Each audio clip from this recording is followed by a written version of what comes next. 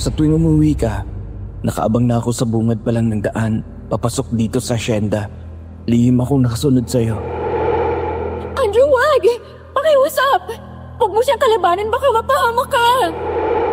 Ngayon ay mapapanatag na ang mga tao, lalo na sa gabi. Nasaan yung katawan ng aswang? Kwentong Takip Silim.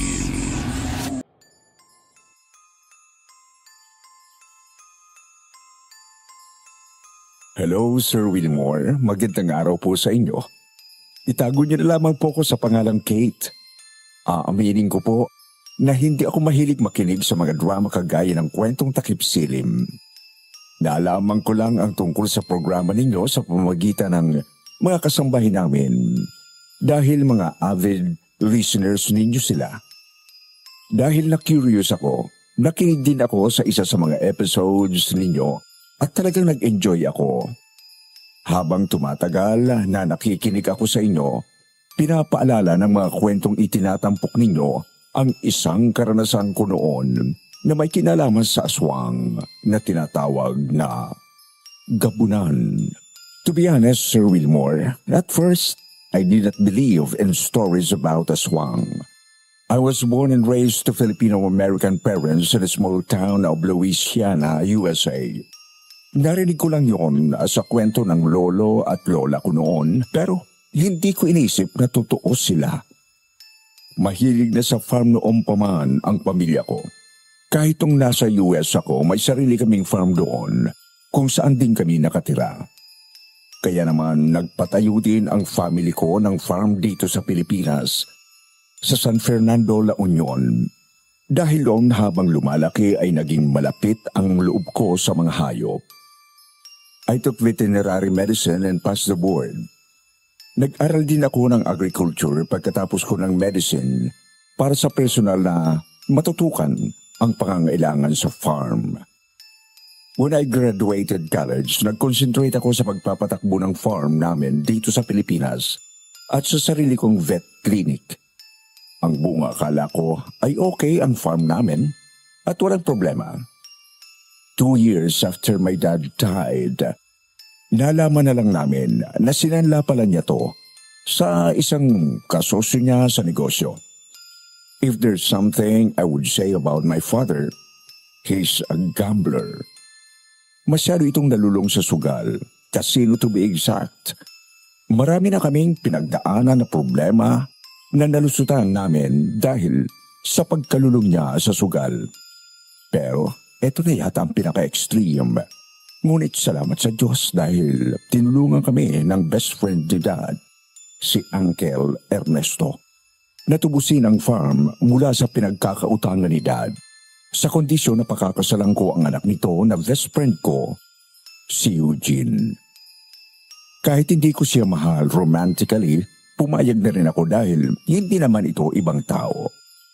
Ang farm namin sa US ay napilitan naming ibenta para may pangbayad sa utang niya. Kaya hindi kami papayag na pati ang asyenda dito sa Pilipinas ay mawala rin. Ang akala ko ay okay na dahil ng mga panahon na yon ay inaayos na ang kasal namin ni Eugene.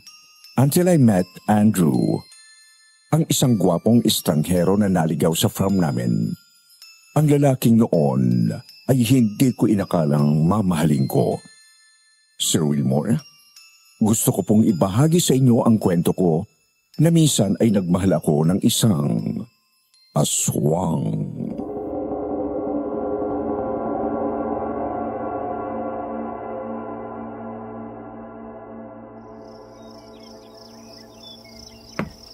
Good morning, sis.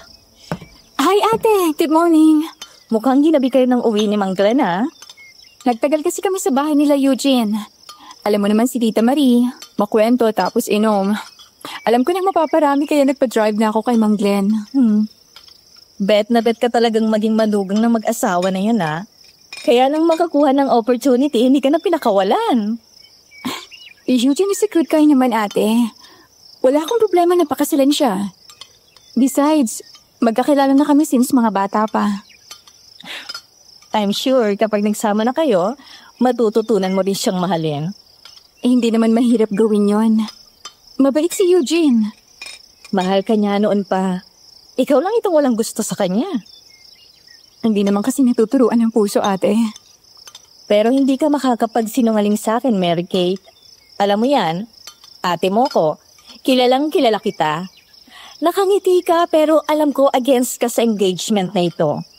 May choice pa ako? Wala naman. Kapag hindi ako nagpakasal kay Eugene, mawawala sa atin itong farm. Baka buwiin nila Uncle Ernesto ang pinagtubos nila dito sa farm. Ayoko mawalang pinaghirapan nila lolo at lola. Tsaka isa pa, dito tayo lumaki. Ayoko mawala sa atin to. Kung may ganong kalaking pera lang tayo, edi sana tayo nang tumubos. Wala eh. Pinambayad din natin sa mga naging utang ni Daddy dahil sa sugal niya. Si Daddy naman kasi, rest in peace sa'yo, Dad. Pero dahil sa kalokohan niya, muntik na tayo mabankrupt. Hayaan na natin yun, ate. Ang importante, hindi na wala lahat sa atin. Tsaka, may maganda naman tayong trabaho at malaking sweldo natin. Dati ang akala ko sa mga movie at teleserye lang nangyayari ang mga arranged marriage. Hindi ko alam na nangyayari yon sa totoong buhay at sa akin pa talaga. Siyempre, gusto ko pa rin magpakasal sa lalaking mahal ko. Pero kung kinakailangan ko na isakripisyo ang sarili ko, wag lang mawala sa akin ang asyenda, gagawin ko yon. After all, hindi naman iba sa akin si Eugene. Siya nga pala, nagpunta si Mang Glenn kanina dito. Nanganak na daw yung isang kabayo kagabi. Talaga? Ba't hindi nila ako ginising? Kaya bilisan mo nang kumain dyan at pumunta ka na doon. Matapos kong kumain ang umagahan, dala ang mga gamit at sakay ng golf cart. Agad ako nagpunta sa Quadra kung saan naabutan ko ang mga tauhan namin. Sinalubong naman ako ni MK, ang golden retriever dog na alaga namin. Napangiti ako nang makita ko si Snow, ang aming Camarillo breed white horse. Hi, MK! Good morning! Mang Glenn, good morning po. Ay, magandang umaga po, Doktora. Kumusta pong anak ni Snow? Malusog naman po. Ang ganda-ganda naman niya. Look at her. Pakikuha muna si Baby Snow White para ma-check natin. Kung meron man nagpapasaya sa akin dito sa farm sa kabila ng bigat ng kalooban na pinagdaraanan ko, yun ay ang mga alaga naming hayop. Kapag narito ako sa farm ay nakakalimutan ko ang problema. Ma'am, ipainom niyo sa kanya itong gamot sa reseta, ha? Kailangan nakakain siya bago ipainom yung gamot. Meron nito dyan sa reception natin. Okay po? Bye, Cheer Cutie! Ako, Dok. Pwede niyo bang i-check up ang puso ko? Ano ka, aso?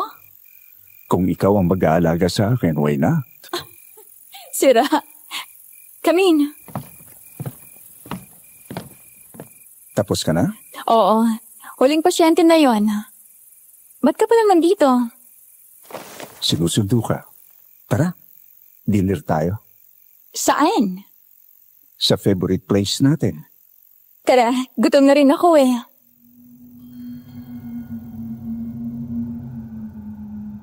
Kapag sinabi namin favorite place, yun ay ang tabing dagat at doon kami kakain ang paborito naming rice in the box. Habang nakaupo kami sa isang picnic mat. Mga bata pa lang kami ni Eugene ay doon na kami madalas pumunta dahil malapit lang ang dagat na yun sa farm.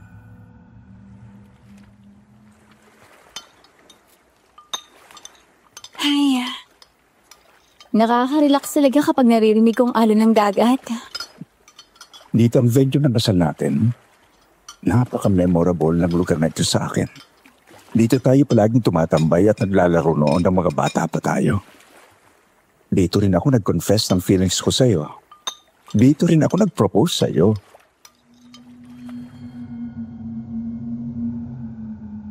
Tumingin ako sa suot na engagement ring. Maganda naman yon. Malaki ang diamante at mamahalin. Pero para sa akin, it was just a piece of jewelry.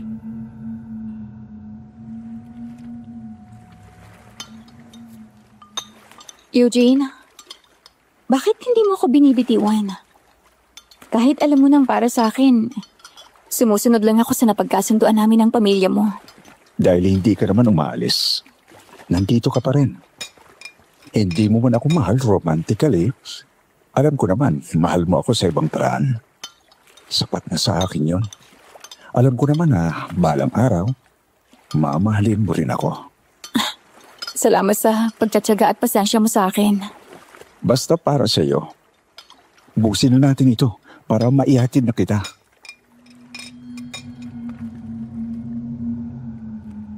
Nang matapos kumain, nililigpit na namin ang aming kinakain na bigla kaming mapahinto nang marinig namin ang isang nakapanging nilabot na alulong ng isang aso. Maya-maya ay napalingon kami ni Eugene nang biglang dumating ang isang malaking aso. Mas malaki ito kaysa normal na aso. Nanlilisik ang mga mata at tumutulo ang laway nito. Masama ang tingin nito sa amin habang umaangil na parabang anumang oras ay nakahanda kaming lapain ito. Tinago ako ni Eugene sa likod nito para protektahan ako sa anumang sakaling banta ng pagsugod ng malaking aso. Oh my God! Eugene! Susugurin yata tayo! Ang laking aso naman yan. Anong breed yan? Ewan ko. Ngayon lang ako nakakita ng kanyang breed.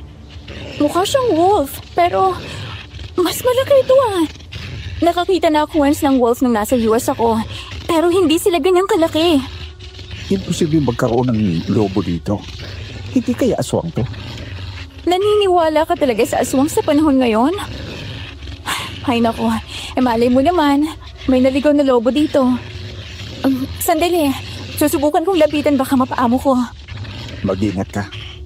Huwag kang lalapit masyado. Huwag kang bibitaw sa kamay ko.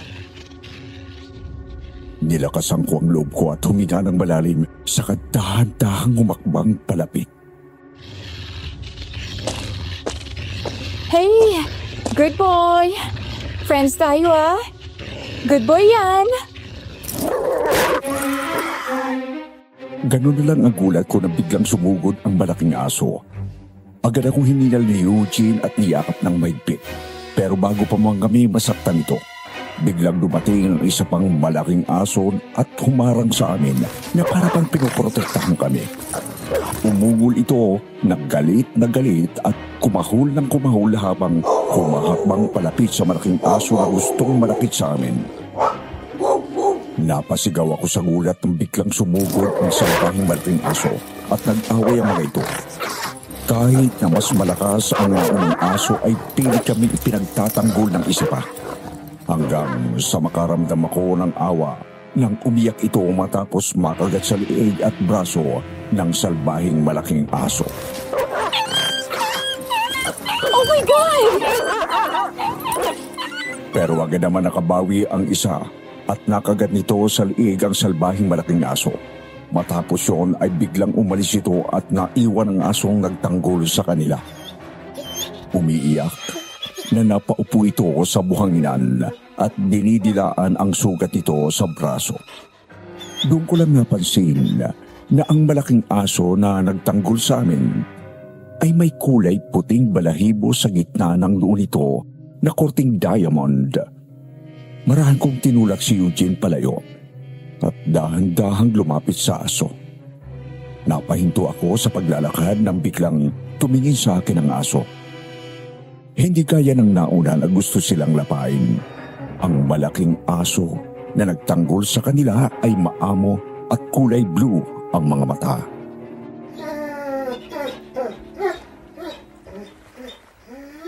Hi!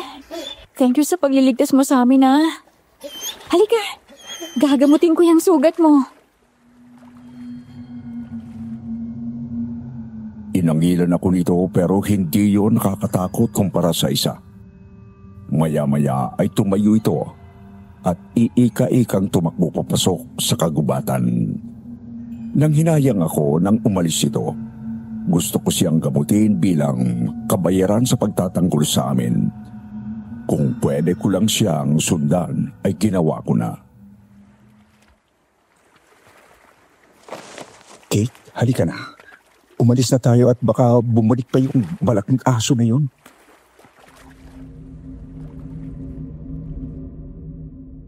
Kalagitnaan ng gabi nang magising ako mula sa walang tigil na tahol ni MK. Dahil doon ay napilitan akong bumangon kahit na antok ako. Paglabas ko ng silid ay tulog na ang mga tao doon. Napilitan akong lumabas, suot ang aking pajama at nagpatong lang ako ng jacket dahil malamig na sa labas. Katapusan na ng November ng mga panahon na yon, kaya malamig na rin sa gabi. Habang patuloy pa rin si MK sa kakakahol, napansin ko na nakatingin ito sa bodega.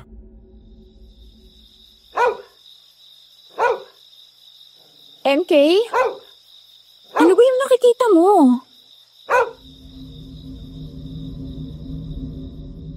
Nang buksan ko ang pinto ay agad itong tumakbo palabas papunta sa bodega. Mabilis kong kinuha ang flashlight at sinundan si MK.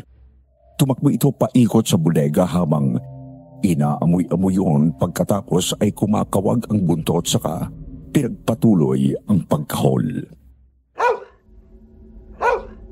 Ano ba ang problema mo? Bigla akong napatras nang marinig ko mula sa loob ng bodega ang tunog na may bumagsak. Nakaramdam ako ng kaba dahil doon.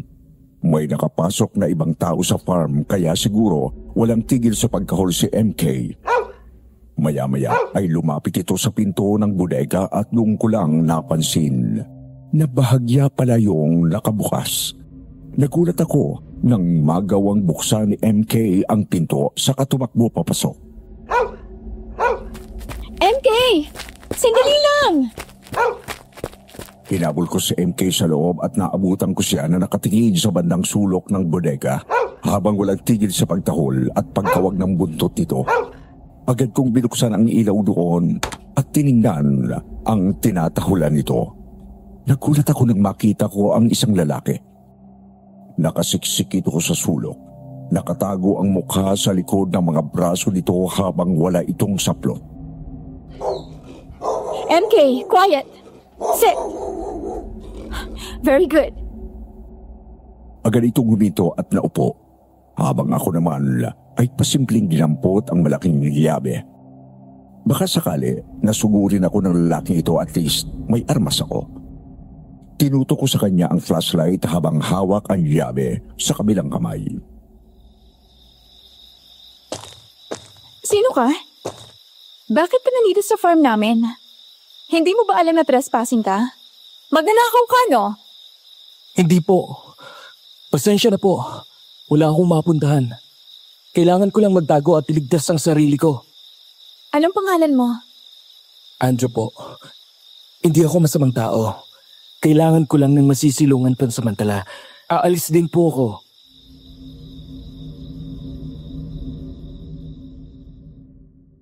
Natigilan ako ng dahang-dahang lumingon ito. Agad ako nakaramdam ng awa nang makita ko ang maraming dugo na umaagos mula sa liig at braso nito. Bigla akong nag-alala sa kalagayan nito. Anong nangyari sa'yo? Bakit ka may sugat? Bakit wala kang damit? Teka, sandali lang. Mamaya mo na ako sagutin.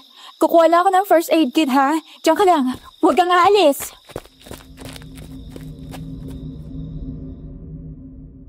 Agad kong binaba ang yabi at tumakbo palabas. Kinuha ko ang first aid kit at kumuha ako ng mga damit ng daddy ko, saka agad na bumalik sa bodega. Nabutan ko ang lalaki habang nakangiti na para bang wala itong malaking sugat sa leeg at hinihimas sa ulo si MK.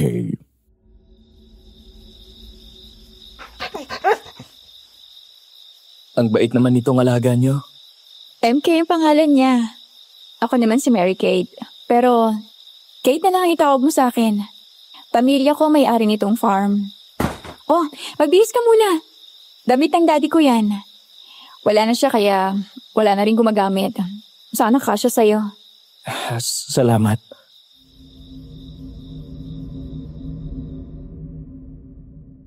Nang tumayo ito at bigla akong napaiwas ng tingin, nang aksidenteng bumaba ang tingin ko sa pagitan ng mga hita nito. Tapos ka na? Kahit huwag ka muna magsuot ng t-shirt. Gagamutin ko pa yung sugat mo.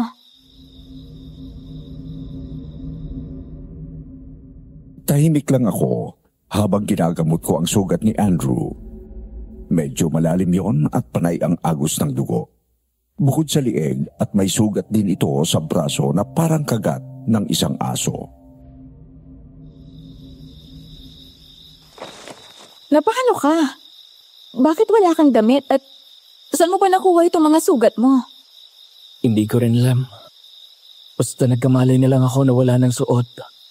Tapos nasa gitna na ako ng kakahuyan. Naramdaman ko na lang na may sugat ako pero bago yan, may umatake sa bayan namin. Isang aswang. Tinatay niya ang buong pamilya ko. Nakatakbo ako at tinabol niya ako. Siguro naabutan niya ako at kinagat sa leeg pati dito sa braso. Aswang? Sigurado ka? Oh, aswang. Hindi totoong aswang, Andrew. Gawa-gawang kwento lang yon. Kung ganon, ano ang tawag mo sa asong kumakain ng laman ng tao? Seryoso ka? Malalaking aso sila, mas malaki sa normal. Malakas at maliksi ang kilos. Matatalas ang kanilang mga pangil at kuko. Ako mismong nakakita, kaya bigla akong tumakbo at doon niya ako hinabol. Sa kakatakbo ko, napunta ako sa gubat. Basta nadulas na lang ako, tapos nahulog ako sa bangin. Tapos hindi ko na alam kung anong nangyari. Hindi ba lobo yon? Ang tintukoy ko ay mas malaki pa sa lobo. Bigla kong naalala ang malaking aso na muntik nang sumugod sa kanila kanina ni Eugene. Ganun na ganun ang asong sumugod sa amin kanina. May dumating lang na isa pang aso na nagprotekta sa amin. Kaya mag-iingat ka sa gabi. Pagkagat ng dilim, ay paggala-gala siya sa gubat at bundok. Ngayon ay nakakababa na siya dito sa patag. Huwag ka mag-alala. Ligtas ka rito. Dumito ka muna habang hindi pa gumagaling yung sugat mo. So ngayon, first aid pa lang ang maibibigay ko sa'yo dahil doktor ako ng mga hayop, hindi ng tao. Ang ate ko talagang doktor ng tao sa pamilya. Kaso may duty siya ngayon sa ospital. Mamaya pang uwi niya. Habang ginagamot ko ang sugat niya ay napansin ko na nakatitig lang sa mukha ko si Andrew. Nakakailang man pero ngumiti lang ako sa kanya. Huwag kang mag-alala. Sapat na to. Pagiging maayos na ako. O kung gusto mo, dali na lang kita sa ospital. Hindi na. Maraming salamat. Pero mas delikado kapag lumabas ako. Baka makita ako ng aswang. Ayokong may madamay na iba. Sige. Kumain ka na? Dadalang kita ng pagkain. Huwag na. Ayos lang ako. Sigurado ka? Oo. Ang mabuti pa, doon ka matulog sa isang kubo. Bukas ng umaga, pupunta dito ang mga tauhan para kumuha ng mga gamit. Kapag nandito ka lang, makikita ka nila. Halika, sumama ka sa akin.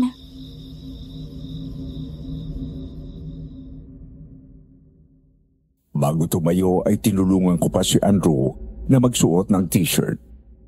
Napahinto ako nang mapatitig sa mata niya. Para akong na-hypnotize. Pamilyar yun sa akin na parabang nakita ko na ang mga matang yon kung saan. Bukod doon ay napansin ko na rin na maamo ang mukha nito.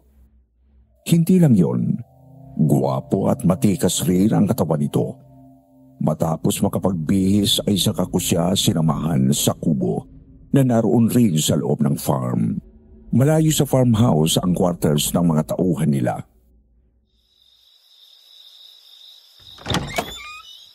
May kama na dyan at iba pang gamit na kailangan mo. Tuwalya, toothbrush, toothpaste, sabon, shampoo. Mga basic needs. Bukas dadalan pa kita ng mga damit ni Dad. Sakto naman pala sa iyo eh. At itong kubo, pinatayo namin to para may pahingaan kami kapag may ginagawa dito. Pero pwede mong gamitin to sa ngayon. Maraming salamat ulit. Kahit hindi mo ako kilala, ay ginamot at pinatuloy mo ako rito. Mga hayop nga tinutulungan ko. Tao pa kaya? Tsaka mukha ka namang mabait eh. Sana. Kapag gumaling na ang sugat ko, mabawi ako sa iyo. Kahit anong ipag-utos mo sa akin, pagsisilbihan kita, Kate. Sige ba? Marunong ka bang magtanim? Tamang-tama, medyo kulang kami sa tao. Oo. Magaan ang kamay ko sa halaman. Malapit din ang loob ko sa mga hayop. Mabuti kong ganon. Sige, bukas ay isasama ko si ate dito para matinan ang sugat mo. Magpahinga ka na. Salamat ulit.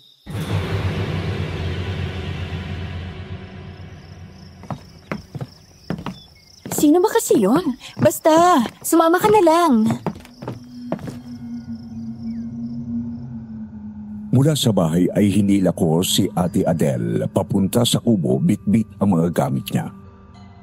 Pagdating namin sa kubo, kung saan ko pinatuloy si Andrew, nagulat kaming magkapatid dahil pagbukas namin ay nakatayo na ito at nakapantalon lang at walang suot na t-shirt. Magandang umaga ho. Siya ba ang kakamutin ko? Oo, siya.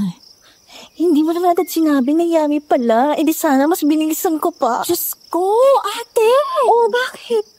Pwede akong lumandi ah. Hiwalay na kami ng asawa ko. Siya nga kung sino-sino nilalandi kahit kung nagsasama pa kami. Dumigil ka nga. Pwede mo muna kami iwang dalawa. Hey, tumigil ka. Andrew? Hi. Kanina ka pagising? Opo. Mga 6:00. Siya nga pala ang ate ko. Siya yung doktor talaga nagagamot sa'yo. Magandang umaga po, Doc. Ay, ano ka ba? Huwag mo na akong ipo at huwag mo na akong tawaging Doc. Masyado ka namang formal. Ma'am Adele na lang ang itawag mo sa akin. Sige po, Ma'am Adele. Patingin nga ng sugat mo.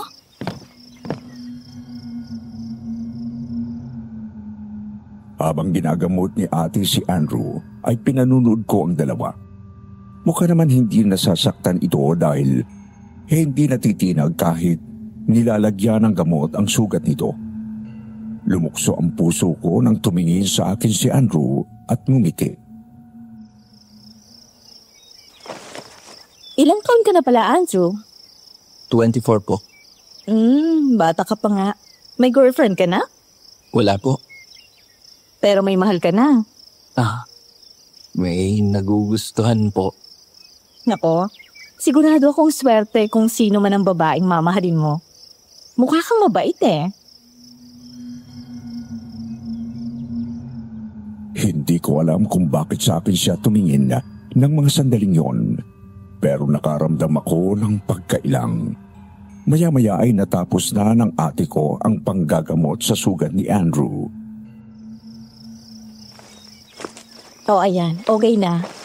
Iiwan ko itong gamit dito. Linisin mo ang sugat mo tuwing umaga at gabi pagkatapos maligo. Inumin mo rin itong mga gamot para hindi ma-impeksyon. Sige po. Maraming salamat po. Maya-maya ay dumating si Mang Glenn na pinatawag ko kanina para ipakilala si Andrew. Mang Glenn, ito po si Andrew. Bagong tauhan po natin siya. Kayo na pong bahalang magbigay sa kanya ng trabaho. Sige po, ma'am. Andrew, sumama ka kay Mang Glenn at siya magsasabi sa'yo ng mga gagawin mo. Mabait siya. Tsak magkakasundo kayo. At kung may kailangan ka o may tanong, sa kanya ka lumapit. Sige po, ma'am. Habang pabalik kami ng ate ko sa bahay, ay muli na naman akong inusisan nito. Di ba nasabi mo kanina na wala siyang suot kagabi nung matagpuan mo sa bodega? Oo. Bakit? Eh di nakita mo yung patola niya. Malaki. Ate! Napaka-ano mo talaga? Masama bang maging curious? Sabi mo kasi wala siyang suot kahit ano, kaya tinatanong ko kung nakita mo at kung malaki eh. Eh, ba't mo kasi kailangang malaman? Curious nga lang eh. Oo. Okay. Nakita ko. Malaki. Sabi ni, big boy si big boy. Ate bata pa yun. Sira, hindi para sa akin. Sa'yo. Bakit ako? Ate, kakasal na ako. Sus, talaga bang itatali mo ang sarili mo sa isang relasyon na hindi mo naman gusto? O sabihin na natin na tuloy ang pagpapakasal mo kay Eugene. Hindi mo man lang ba hayaan na maging masaya ka kahit sandali? Ay nako, napaka-bad influence mo ate. Aba, doon lang ako sa totoo no. Walang halong eme. Look, tinulungan ko siya dahil naawa ako. Yun lang naman yun. Bahala ka nga. Gusto lang naman kitang makita na totoong masaya. Bago mo itali ang sarili mo sa isang relasyon na iisa lang ang nagmamahal.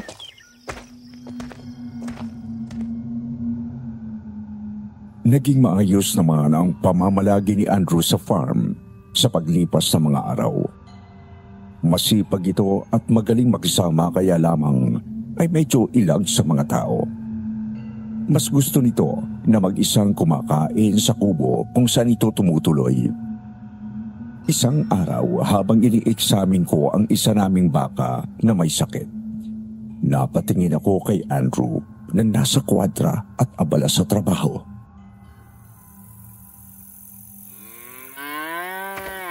Ma'am, saan nyo nahanap itong si Andrew? Magaling magtrabaho. Halatang sanay sa ganitong gawain. Isa pa ay mabait. Tingnan mo nga. At sa maikling panahon ay pinagkakaguluhan siya ng mga babae dito. Guwapo po kasi. Naku ma'am, kung hindi lang kayo ikakasal na kay Sir Eugene, sasabihin ko na bagay kayo nitong si Andrew. Naku, kayo talaga, Mang Glenn. Anyway po, okay na po itong baka. Magaling na po siya. Sige po, salamat po ulit. Matapos kong inspeksyonin ang iba pa naming mga alagang baka, ay nilapitan ko si Andrew. Nang makita niya akong papalapit ay agad itong iniwan ang mga babaeng trabahador na nangungulit dito.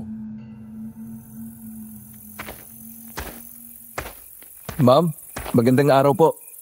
Huwag mo na akong tawaging ma'am. Kate na lang, tsaka huwag mo na rin akong pinupo. Sige. Kate? Yan! Much better. So, kumusta ka rito? Kumusta ang trabaho mo rito? Okay naman. Nalilibang ako sa trabaho dito sa farm. Salamat ulit sa pagkup-kup mo sa akin. Kahit hindi mo naman ako kilala, pinagkatiwalaan mo ko. Walang anuman. Nararamdaman ko naman kasi na mabuting tao ka. Hindi kita bibiguin. Magtatrabaho ako ng maayos para sa'yo. Salamat. Sige, mauna na ako. Kailangan ko pong pumunta sa vet clinic Ganun ba? Sandali lang. May ibibigay ako sa'yo. Ha? Ano yun? Halika, dun sa kubo. Nagulat ako nang bigla akong hawakan ni Andrew sa kamay at hinila saka kami tumakbo papunta sa kubo. Kinabahan ako noon habang hawak niya ang kamay ko. Hanggang sa makarating kami sa kubo at mula doon ay kinuha ni Andrew ang isang bungkos na Gerbera daisies na iba't ibang kulay. Para sa'yo. Oh, wow! Ang ganda naman nito. Daisies? Alam mo bang ito ang favorite flower ko? Talaga? Mabuti naman at nagustuhan mo. Naku, thank you. Wala yun. Kaso, saan mo nakuha to? Wala namang may tanim na ganito dito sa farm. Binili ko sa bayan noong nakuha ko ang unang sweldo ko dito. Ikaw talaga. Ginastos mo pa para sa akin? Binili mo na lang sana ng pagkain o kaya damit. May natira pa naman. At saka, regalo ko na rin sa'yo bilang pasasalamat na rin sa kabutihan mo sa akin. Salamat ulit. Ilalagay kita sa kwarto ko. Sige.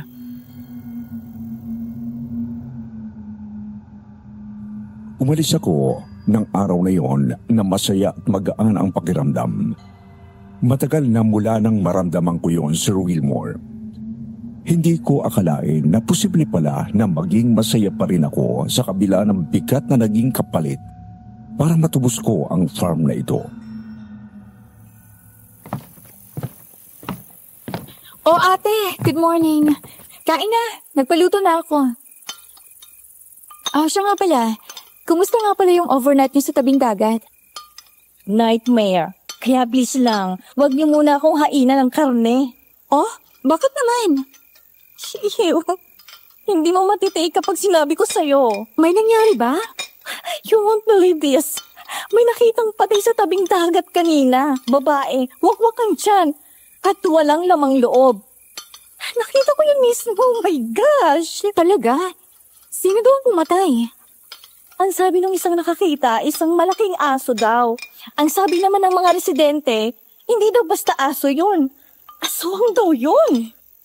Posible. Hindi rin ako naniniwala nung una pero naalala mo ba yung nangyari sa amin sa beach nung gabi na pumunta kami doon ni Eugene? Tapos yung nangyari kay Andrew. Yeah. Hindi kaya iisa lang yung gumawa nun sa inyo? Tsaka yung pumatay dun sa babae? Pwede. Naku, Mary Kate ha. Kaya ikaw wag na wag kang magpapagabi ng uwi. Delikado.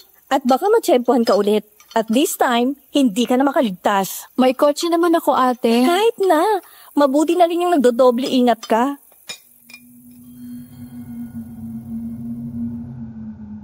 Napahinto sila sa pag-uusap nang dumating ang isang kasambahay at kasunod dito si Andrew. May dala itong isang malaking lalagyan ng fresh milk galing sa mga alagang baka nila. Magandang umaga po. Hi, Andrew. Halika. Saluhan mo kami sa pagkain. Sige po, tapos na ako mag-almusal. Good morning, Kate. Good morning.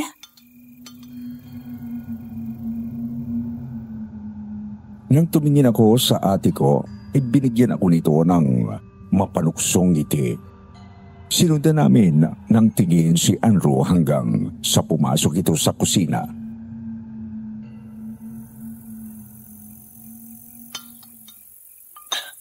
Ang bilis ng progress ha.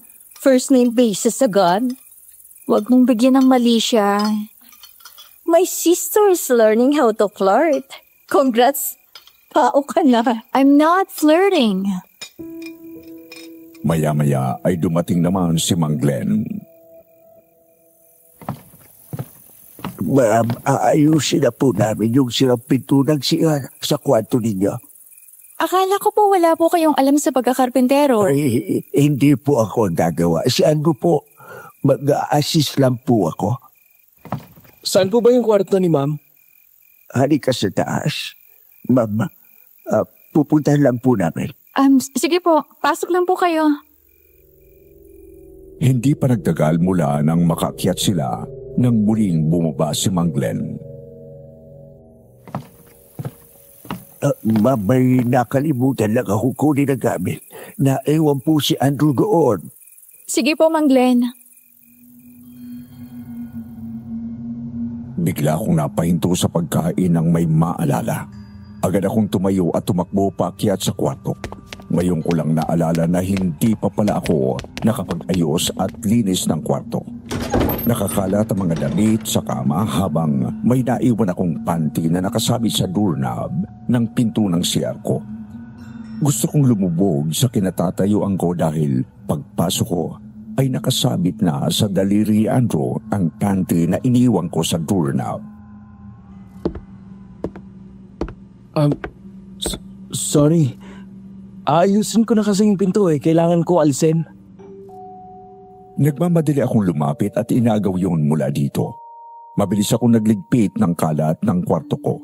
Bigla akong naging si The Flash habang Namumula ang mukha sa sobrang pagkapahiya. Pasensya ka na. Medyo makalat pero alam mo hindi naman talaga ako makalat sa gamit. Nagigigpit at nag-aayos ako. Gutom na kasi ako kaya bumaba na agad ako pagkagising ko. Ganon. Okay. Sige, papasok na ako. Maliligo na. Hindi pala. Ipagpatuloy mo na yung pagkain mo sa baba. Ako nang bahala rito. Ayun, tama. Kumakain nga pala ako sa baba. Sige, Andrew. Sandali lang. Nagtaka si Kate dahil kinuha nito ang bathrobe niya at tinakip yun sa kanya. Takpan niyo po ang katawan niyo, ma'am.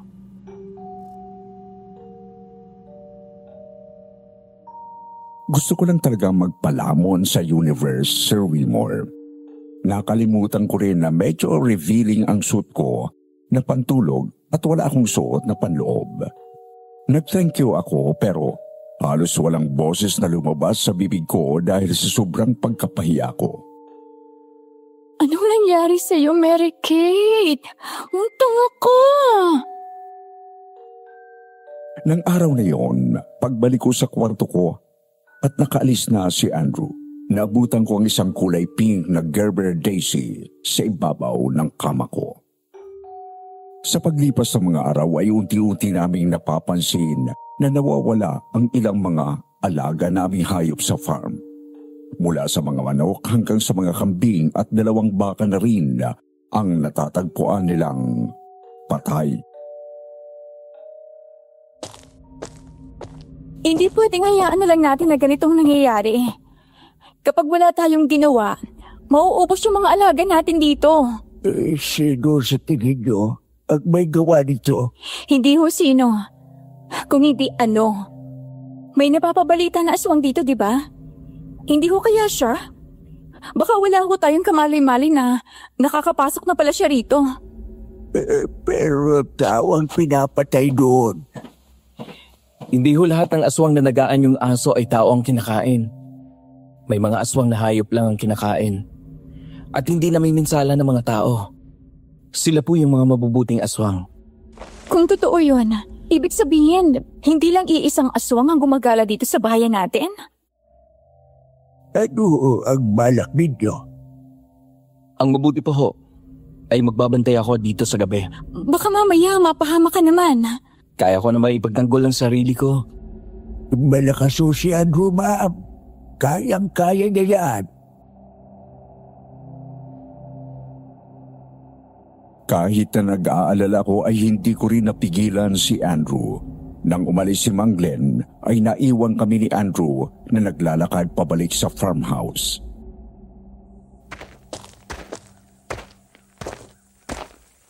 Nga pala, nagagamit mo na ng maayos yung pinto sa CR mo? Oo, thank you. Ang galing mo rin pala pati sa mga pagkukumpuni. Natuto lang din ako. May itatanong sana ako sa'yo kung hindi mo mamasamain. Sige ba? Ano yun? Yung lalaki na kasama mo sa picture dun sa kwarto mo, boyfriend mo ba siya? Mapapangasawa.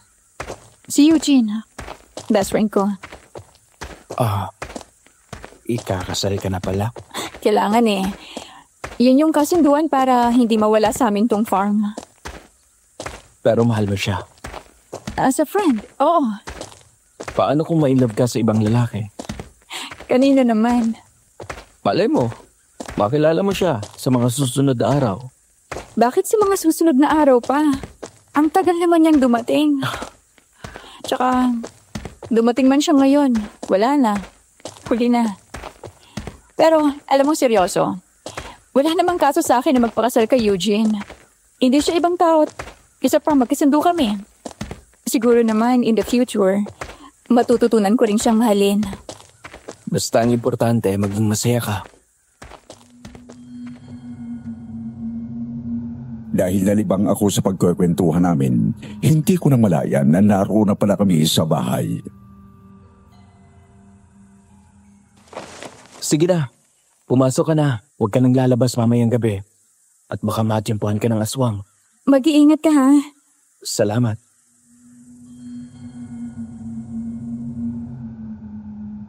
Nakatalikod na ako at papasok na sa bahay nang muli akong tawagin ni Andrew. Kate, may nakalimutan pala akong ibigay sa'yo. Ano yun? Mula sa likod ng bulsa ng pantalon nito ay may kinuha ito. Napangiti ako nang makita ang isang piraso ng kulay puti na Gerbera Daisy. Thank you, Andrew. Palagi mo na lang akong binibigyan ng bulaklak. Alam ko ikaw rin yung nag-iwan ng ganitong bulaklak sa kwarto ko nung araw na ginawa mo yung pinto ng CR ko. Iba kasi ang ngiti mo kapag nakikita mo ang bulaklak na yan. Gusto ko na palagi kang makita masaya. Salamat, Andrew. Sige, balik na ako sa trabaho. Muli sa kalagitnaan ng gabi ay nagising ako mula sa walang tigil na pagkahol ni MK. Kahit na antok pa ako ay napilitan akong bumangon at bumaba sa sala para pahintuin ito. MK! Shh! Kabig-gabi na! Quiet! Sit down! Sumunod naman ito at naupo pero patuloy pa rin ang pag-ungot nito at hindi mapakali. Maya-maya ay muli na naman itong tumahol ng walang tigil. Bigla kong naalala si Andrew. Ang huling beses na nagkaroon si MK ay noong dumating si Andrew doon sa farm. Naalala ko rin ang asong aswang na gumagala. Baka mamaya ay naamoy na nito ni MK kaya hindi mapakali. Bigla akong nag-alala para sa kaligtasan ni Andrew. Nagmadali akong kumuha ng flashlight saka lumabas mag-isa. Tumakbo ako papunta sa kwadra. Hinanap ko si Andrew doon pero wala kahit isa sa kanila. Ngunit napansin ko na aligaga ang mga alaga namin na kabayo. Nang puntahan ko naman ang mga baka ay maayos naman ang mga ito, gayon din ang mga kambing. Nang makarating ako sa poultry, bigla akong natigilan nang makita ko ang isang malaki at itim na aso at kinakain ang isa sa alaga naming manok. Para akong pinako sa kinatatayuan ko at hindi magawang makakilos nang tumingin sa akin ang malaking aso. Hindi ako maaaring magkamali. Minsan ko nang nakaharap ang aso na yon doon sa beach. Kinilabutan ako sa takot nang tiningnan ko ang malaking aso diretso sa mga mata. Maya-maya ay napatras na lang ako hanggang sa tuluyan akong makatakbo. Oh my God! Aswang yun! Sigurado ako. Diyos ko, help me! Lord, help me! Save me, please! Hanggang sa bigla akong napahinto sa pagtakbo nang humarang sa akin ang malaking aso na kulay itim. Nang mga sandaling yun ay napansin ko agad na iba ang asong nasa harap ko. Hindi ito ang aso na nahuli kong kumakain ng manok. Kani-kanina lang. Mas matapang at mabagsik ang kulay pulang mga mata nito. Habang umaangil ay patuloy na tumutulo ang laway nito. Bigla akong napatras nang humakbang ito palapit sa akin. Huwag mo ko lalapitan! Diyan ka lang! Lord, please send help! Napasigaw ako ng malakas nang tumakbo palapit sa akin ang asong aswang at salakayin ako. Napatakbo ako ng mabilis para lamang huminto nang makita naman ang isa pang aso na nakita ko na kumakain ng manok. Muli ako napasigaw at agad na paupo sa lupa sa katinakpang ko ng braso ang mukha ko.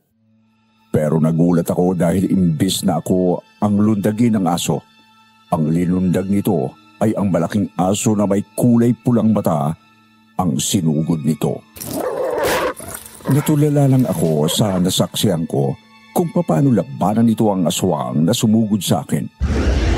Doon ko lang na-realize na ang malaking aso na kumakain ng manok ay siya rin ang nagtanggol sa kanila noon ni Eugene. Naalala ko ang kulay puting balahibo nito sa noo na korting diamond. Nakagat nito ng mariin ang aswang sa iba't ibang parte ng katawan, maging sa leeg. Nang tila ng hihina na, ay doon biglang umalis ang salbahing aswang. Ang akala ko ay makakahinga na ako ng maluwag pero bumalik sa aking takot nang lumingon ang malaking aso na nagtanggol sa akin. Napatras ako sa takot nang lumapit ito at pumikit ng mariin. Pero kabaliktaran sa inaasahan ko na sasaktan ako. Natigilan na lang ako ng bilangga nito gamit ang ilong, ang braso ko na parabang nagpapahimas. Dahan-dahan kong inangat ang kamay ko at hinimas ito sa ulo. Maya-maya ay tuluyang nawala ang takot ko at napangiti. Niligtas mo na naman ako. Salamat Ikaw pala yung kumakain ng mga alaga naming hayop dito. Hindi ko alam kung naiintindihan mo ako pero pwede ba? Huwag mo nalang gawin yun. Malaking halaga kasing nawawala sa amin Ganito na lang. Kapag gusto mo kumain, bibilhan na lang kita ng mga hilaw na karne sa palengke. Tapos, iiwan ko doon sa dulo sa likod ng farm. Basta, huwag mo nalang papatayin yung mga alaga namin.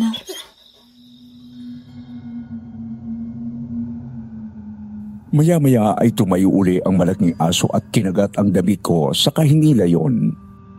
Nagtataka ako na tumayo ako. Napangiti na lang ako dahil tinulak ako ng aso ng ilong nito na parabang sinasabi na umuwi na ako. Habang naglalakad ako pabalik sa bahay, ay nakasunod sa akin ang malaking aso. Huminto lang ito ng pagsunod sa akin nang malapit na ako sa bahay. Salamat sa paghatid Huwag kang mag-alala, safe na ako dito. Oo nga pala. Kapag nakita mong kaibigan ko na si Andrew, huwag mo siyang sasaktan Lumapit ulit sa akin ang malaking aso at tinulak na naman ako papunta sa bahay.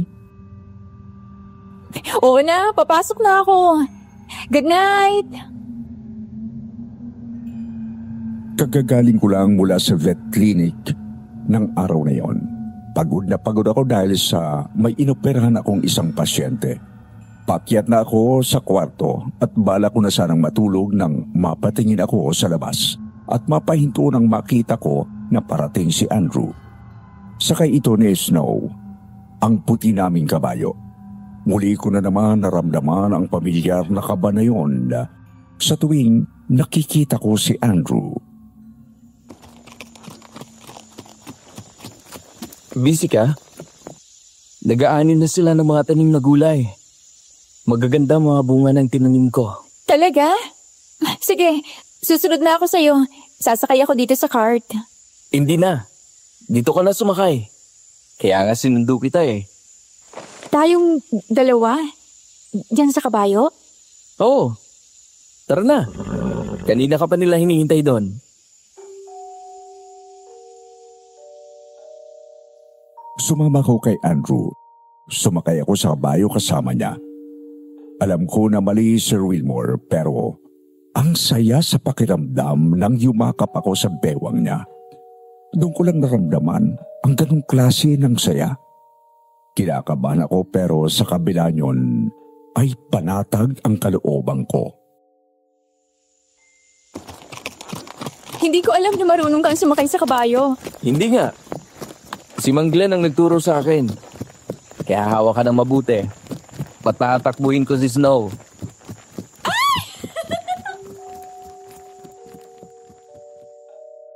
Napatili ako habang tumatawa nang bigla nitong patakbuhin ng mabilis si Snow. Napayakap ako ng magpit sa bewang niya. Sa isang iglap ay nawala ang nararamdaman kong pagod. Nakalimutan ko na may gumagalang aswang sa bayan namin. Nakalimutan ko na ikakasal na ako kay Eugene. Sinalubong kami ng ngiti ng mga tauhan namin pagdating sa taniman. Unang bumaba si Andrew pagkatapos ay agad akong inalalayan sa pagbaba. Kumapit ito sa bewang ko, saka ako binuhat pababa. Napatingin ako sa mga mata niya. Nakatingin din siya sa akin at pareho kaming hindi halos kumukurap. Ma'am, Saka lang ako natauhan nang marinig ang boses ni Mang Glenn. Agad akong bumawi ng tingin at lumayo kay Andrew. Nilapitan ko ang mga naaning mga gulay. Wow! Ang gaganda naman ng mga talong at okra natin. Marami pa dun sa banda dun. Magaganda ang naging bunga ng mga kamatis natin. Pati na rin ang mga sibuyas at patatas. Lahat dyan, si Andrew ang nagtanim. Talagang magaling ang kamay dito sa pagtatanim ba? Oo nga. Good job, Andrew. Salamat po. Matapos namin mag-ani ng mga tanim na gulay, ay sunod namin pinuntahan ang mga prutas. Pinanood ko si Andrew na umakyat sa puno ng mangga at kumuha ng isang bunga. Napasigaw pa ako dahil tumalon ito pababa mula sa itaas. Bakit ka tumalon?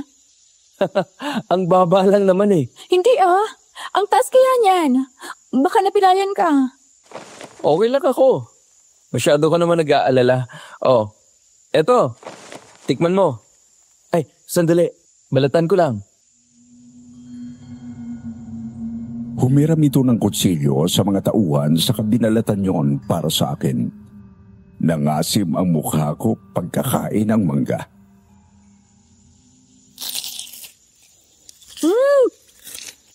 Ang asim!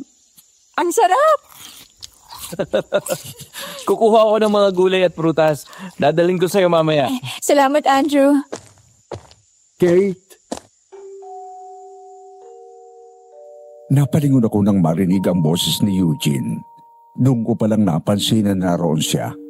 Nakatayo sa gilid ng golf cart.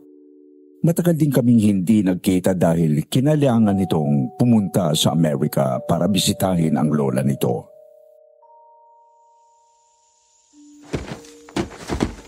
Eugene? Kailan ka pa dumating? Surprise! Kaninang umaga lang. Napilitan akong lumayo mula kay Andrew at nilapitan ko si Eugene. Nabigla ako nang halikan ako sa labi nito sa harap mismo ni Andrew pagkatapos ay niyakap ng mahigpit. I miss you so much, babe. Ako rin. Kumusta ka na? Mabuti naman. Busy sa clinic at dito sa farm. Mukha nga eh. Halos hindi tayo nakakapag-usap dahil palagi kang naandito daw sa labas. By the way, bago pa siya rito? Oo nga pala. Eugene, si Andrew. Andrew, si Eugene ang fiancé ko. Siya ang bago kong tao dito sa farm. Nice to meet you, pare. Magandang araw po, sir. Babe, let's go. Mag-dinner tayo sa labas. Okay. Wala akong nagawa kung hindi ang sumama. Pagsakay ko sa cart ay nakita ko si Andrew na malungkot ang mukha habang nakasunod ng tingin sa amin. Katatapos lang namin kumain at hinihintay na lang ang bill. Habang naroon ay panay ang kwento ni Eugene sa mga ginawa nito habang nasa Amerika. Pero wala sa kanya ang atensyon ko kung hindi naiwan kay Andrew. Hindi mawala sa isip ko ang reaksyon ng mukha nito kanina nang maghiwalay kami at sumama ko kay Eugene.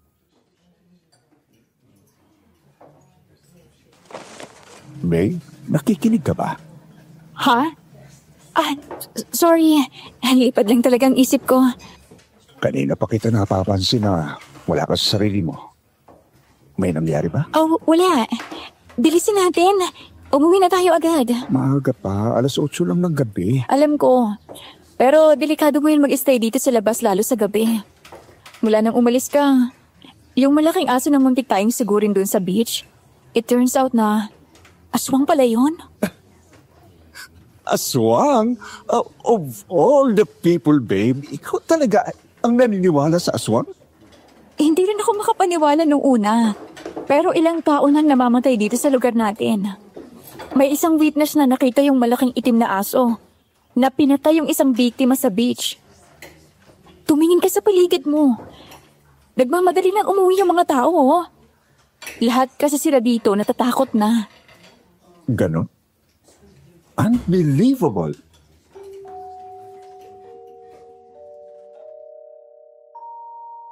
Maya-maya ay dumating na ang waiter at binalik ang credit card ni Eugene at resibo ng nakain nila.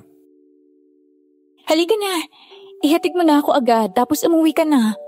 Mahirap na maabutan tayo ng aswang na yon. Walang nagawa si Eugene kung hindi ang ihatid ako. Habang nasa kotse ay inusisa niya ako tungkol kay Andrew. Mukhang close kayo ni Andrew na yun. Medyo. Mabait kasi siya. Lahat halos ng tauhan sa asyenda kasundo niya. Babe, gusto ko lang ipalala sa'yo na ikakasal na tayo. Hindi pa gandang tingnan na masyado kang malapit sa kanya. Kaibigan ko lang si Andrew. Ano bang iniisip mo dyan? Wala naman. Nagpapaalala lang. Kung ang inaalala mo ay baka hindi matuloy ang kasal, huwag kang mag-alala. May isang salita ako at handa akong tuparin ang nakalagay sa kontrata. Yun lang ba talaga yun? Sa'yo? Na magpapakasal sa akin dahil sa kasunduan nyo ng daddy ko? Oo. Dahil ganito naman talaga sa simula pa lang. Hindi na kumibo pa si Eugene. Alam ko na nasasaktan siya pero ayokong lukuhin ang sarili ko at paasahin siya. Hanggang sa makarating kami sa bahay ay wala pa rin kaming kibuan. Bumaba pa ito ng sasakyan nang bumaba ako. Magpahinga ka na. Thank you for coming with me. You're welcome. Salamat din sa pag-imbita sa akin. Ngayon lang ulit ako nakalabas ng ganon. I enjoyed it. Sige, uuwi na ako. Okay. Please mag-text ka sa akin kapag nakauwi ka na, okay? Huwag ka nang pumunta kung saan. Dumiretso ka na sa bahay niyo. Kapag nakikita ko na nag-aalala ka na nga dyan sa akin, gusto kong paniwalaan ang sarili ko na may gusto ko na sa akin. Eugene, gusto naman kita eh. I've always liked you. Sa ngayon, wala pa lang talaga ako dun sa inaasahan mo. Pero hindi ko naman sinasarado ang puso ko. Hindi ko naman sinasarado yung pinto. Isang araw alam ko darating din yon. Kaya, ipanatag mong loob mo, okay? Magpapakasal ako sa'yo. Napangiti ako nang yakapin ako ng baitbit ni Eugene. I'm happy to read that from you. Anyway, I'll go ahead. Nang makali si Eugene ay pumasok na agad ako sa bahay. Pakyat na ako at kasasarado ko pa lang ng ilaw sa ibaba nang makita ko si Andrew na lumabas mula sa likod ng malaking puno. Dahil doon ay muli akong lumabas at nilapitan ito.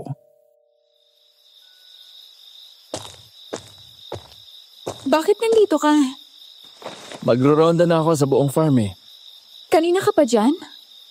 Oo. Hinihintay kita. Bakit? May problema ba? Nag-aalala lang ako sa iyo dahil madilim na pero nasa labas ka pa rin. Alam mo naman may gumagalang aswang ngayon. Okay lang naman ako. Hindi. Ang totoo, nag-aalala ako dahil may iba kang kasamang lalaki. Hindi iba si Eugene. Best friend ko siya. Kung hindi dahil sa pamilya niya, baka nawala na sa amin itong asyenda. Pasensya ka na. Alam ko na wala akong karapatan. Malayong agwat ang buhay natin pero hindi ko mapigilan ang sarili ko. Nagsiselos lang ako. Andrew, alam mo na ikakasal na ako? Oo. At wala naman akong planong pigilan yun. Gusto ko lang sabihin sa iyo na gusto kita. Baka nabibigla ka lang eh. Ang mabuti pa, gawin mo lang gagawin mo pero mag-ingat ka ha. Mag-usap na lang tayo bukas.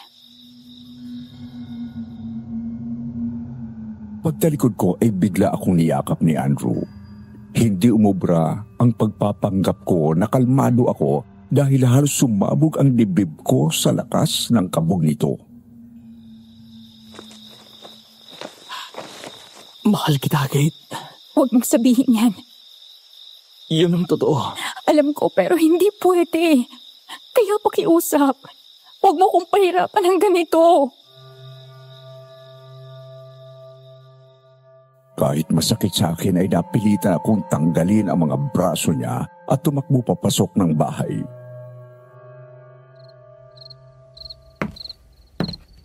Napapansin ko na palagi kang overtime dito sa clinic mo. Dati naman palagi kang excited umuwi. Busy lang ako, ate. Busy? Kanina pa ako dito. Iilan pa lang yung pasyente na dumarating. Wala lang. Busy o iniiwasan mo si Andrew? Bakit ko naman siya iiwasan? Ay kasi, napafall ka na. Huwag mo subukang magsinungaling sa akin, Kate. Nakita ko kayo ng gabi na umuwi ka galing sa date niya ni Eugene. Nag-uusap kayo dun sa ilalim ng puno, tapos niyakap ka niya. It was nothing. Nothing ba talaga? Palagi kong nakikita si Andrew. Nandun sa tapat ng bahay kapag gabi at nakatingin sa bintana ng kwarto mo. Ikakasal niya ako, ate. Mali ang nararamdaman niya. Niya? O baka naman ibig mong sabihin, nararamdaman nyo. Mabait si Eugene. Ayaw ko siyang saktan. Ay nako. Tingnan natin kung hanggang kailan ka magpapanggap. Anyway, dinaanan lang talaga kita dito para kumustahin. Dahil hindi na tayo halos nagkikita sa bahay. Duty ka dito sa umaga. Ako naman duty sa ospital sa gabi. Sige ate, ingat ka. Salamat sa pagbisita. Ikaw ang mag-ingat pag uwi mo. Huwag ka na magpagabi ha. At baka matsyempohan ka ng aswang na yon. Oo, may pasyente lang akong hinihintay. Ilang araw na ang nakalipas mula nang huli kong kausapin si Andrew. Sadya ko siyang iniwasan para mapigilan ko ang sarili ko na magkasala. Pero naging mahirap sa akin ang pag-iwas sa kanya. Araw-araw ay nakakatanggap ako ng mga bulaklak galing kay Andrew. Minsan ay siya pa ang nagdadala ng gatas, gulay at prutas galing sa farm pero sadya ko siyang hindi kinakausap. Samantala, matapos kong asikasuhin ang huling pasyente na naka-schedule, ay umuwi na rin ako. Nasa medyo masukal na akong parte ng daan papasok sa asyenda namin nang biglang may humarang na malaking aso na itim sa daraanan ko. Bigla akong napatapak sa preno kasabay ng paggapang ng takot sa aking katawan. Ang aswang, alam ko siya yun. Pumapatay ng tao dahil nanlilisik at mabagsik ang pulang mata nito. Umahon ang takot sa dibdib ko. Inatras ko ang sakyan pero sumugod pa rin ito sa akin at binangga ang unahan ng kotse. Napasigaw ako. Binilisan ko ang pagpapatras pero sumugod pa rin siya sa akin hanggang sa itulak nito ang sakyan ko hanggang sa bumangga ako sa isang malaking puno. Napaiyak ako sa takot at sumampa ang asong aswang sa harap at binangga ng paulit-ulit ang salamin sa unahan ng sasakyan. Tulungan niyo ako. Tulong. Lord, please save me. You saved me twice. Please save me again. Hanggang sa mabasag na nga nito ang front windshield at makagawa ng maliit na butas. Lalo akong natakot nang magawa nitong mailusot ang nguso doon habang pilit akong inaabot. Mabilis kong binaba ang backrest ng driver's seat at inabot ko ang mahabang payong sa backseat. Eksaktong naipasok na nito ang buong ulo sa loob ay nagawa kong isang galang ang mahabang payong sa bibig ng asong aswang bago pa ako makagat nito. Diyos ko po, tulungan niyo ako! Hindi ko alam kung saan galing ang lakas ko ng mga sandaling yon, Sir Wilmore. Pero nagawa kong labanan ang asong aswang. Kahit anong wasiwas nito sa ulo nito, ay hindi ko binibitiwan ang payong na hawak ko. Hanggang sa nagawa nitong masira ang mahabang payong at mabali nito yon sa gitna. Dali-dali kong inalis ang seatbelt ko at lumipat sa taxi. Lalo akong natakot nang magawa nitong maipasok ang kalahati ng katawan sa kotse at pilit akong inaabot. Hanggang sa may lalaking biglang sumampa sa unahan ng kotse at sinaksak ang asong aswang sa isa sa mga palito. Dahil doon ay biglang umatras ang asong aswang at bumaba ng kotse. Nang sumilip ang lalaking nagligtas sa akin, doon ko lang nakilala na ito ay walang iba kung hindi si Andrew. Kate? Ayos ka lang ba? Nasaktan ka niya? Andrew? Hindi, ayos lang ako. Andrew, sa likod mo! Agad tumalong pababa ng kotse si Andrew at umatras matapos itong biglang talunin ng asong aswang. Nabuksan ko ang pinto ng kotse at akmang bababa pero bigla yon tinulak ulit pasarado ni Andrew. Diyan ka lang! Huwag kang bababa! Kung kanina ay natakot ako para sa sarili kong kaligtasan. Nang makita ko na harap-harapan na nilalabanan ni Andrew ang asong aswang, mas dobleng takot ang nararamdaman ko para sa kaligtasan niya. Andrew, tama na yan! Pumasok ka na lang dito! Baka masaktan ka pa niya ulit, Andrew! Pero kahit anong pakiusap ko ay hindi siya nakinig sa akin. Nang sugurin ito ng asong aswang, ay nakawakan ni Andrew ang bibig ng aswang para pigilan ang paggagat nito sa kanya. Nakuha nitong muli ang itak at isinaksak ulit yun sa tagiliran ng aswang. Napalayo mula kay Andrew ang aswang kaya nakatayo na ito pero bigla itong sumugod ulit. Nagawa nitong kalmutin si Andrew sa braso. Sabay tinabig ito ng aswang kaya't humagis at tumama ang likod sa puno. Labis na takot at pag-alala ang naramdaman ko dahil sa nasaksihan ko, Sir Wilmore. Marahil siguro sa mga tama nito mula kay Andrew ay tumatakbong umalis ang aswang papasok sa masukal na kaubatan. Dali-dali akong bumaba ng kotse at nilapitan ito. Andrew! Andrew! Diyos ko, may sugat ka! Andrew! Ayos ka lang ba? Nasaktan ka ba niya? Ayos lang ako. Ikaw itong may sugat dyan eh. Halika, tumayo ka dyan. Dadalhin kita sa ospital. Huwag sa ospital, please. Ikaw na lang ang kumamot sa akin. Gaya nung unang ginawa mo. Sige, halika na. Kumapit ka sa akin. Pagdating pa lang sa kubo ay agad kong kinuha ang first aid kit at ginamot ang sugat ni Andrew. Pinunasan ko ang dugo at tinugasan yon bago ko lagyan ng gamot. Napapadaing ito sa sakit at hapdi dahil sa gamot na nilalagay ko. Bakit ka sumugod ng ganon? Nababaliw ka na ba talaga, ha? Paano kung hindi lang ito nangyari sa'yo? Kung hindi ko ginawa yon, ikaw naman ang napahamak. Wala akong pakialam sa mangyayari sa akin. Basta masiguro ko lang naligtas ka. Wala kang pakialam? Paano kung mamatay ako sa pag-aalala, wala ka pa rin pakialam? Sa inis ko sa sinabi niya ay diniinan ko ang bulak na may alkohol sa mismong sugat niya. Ano yun naman? Mapi!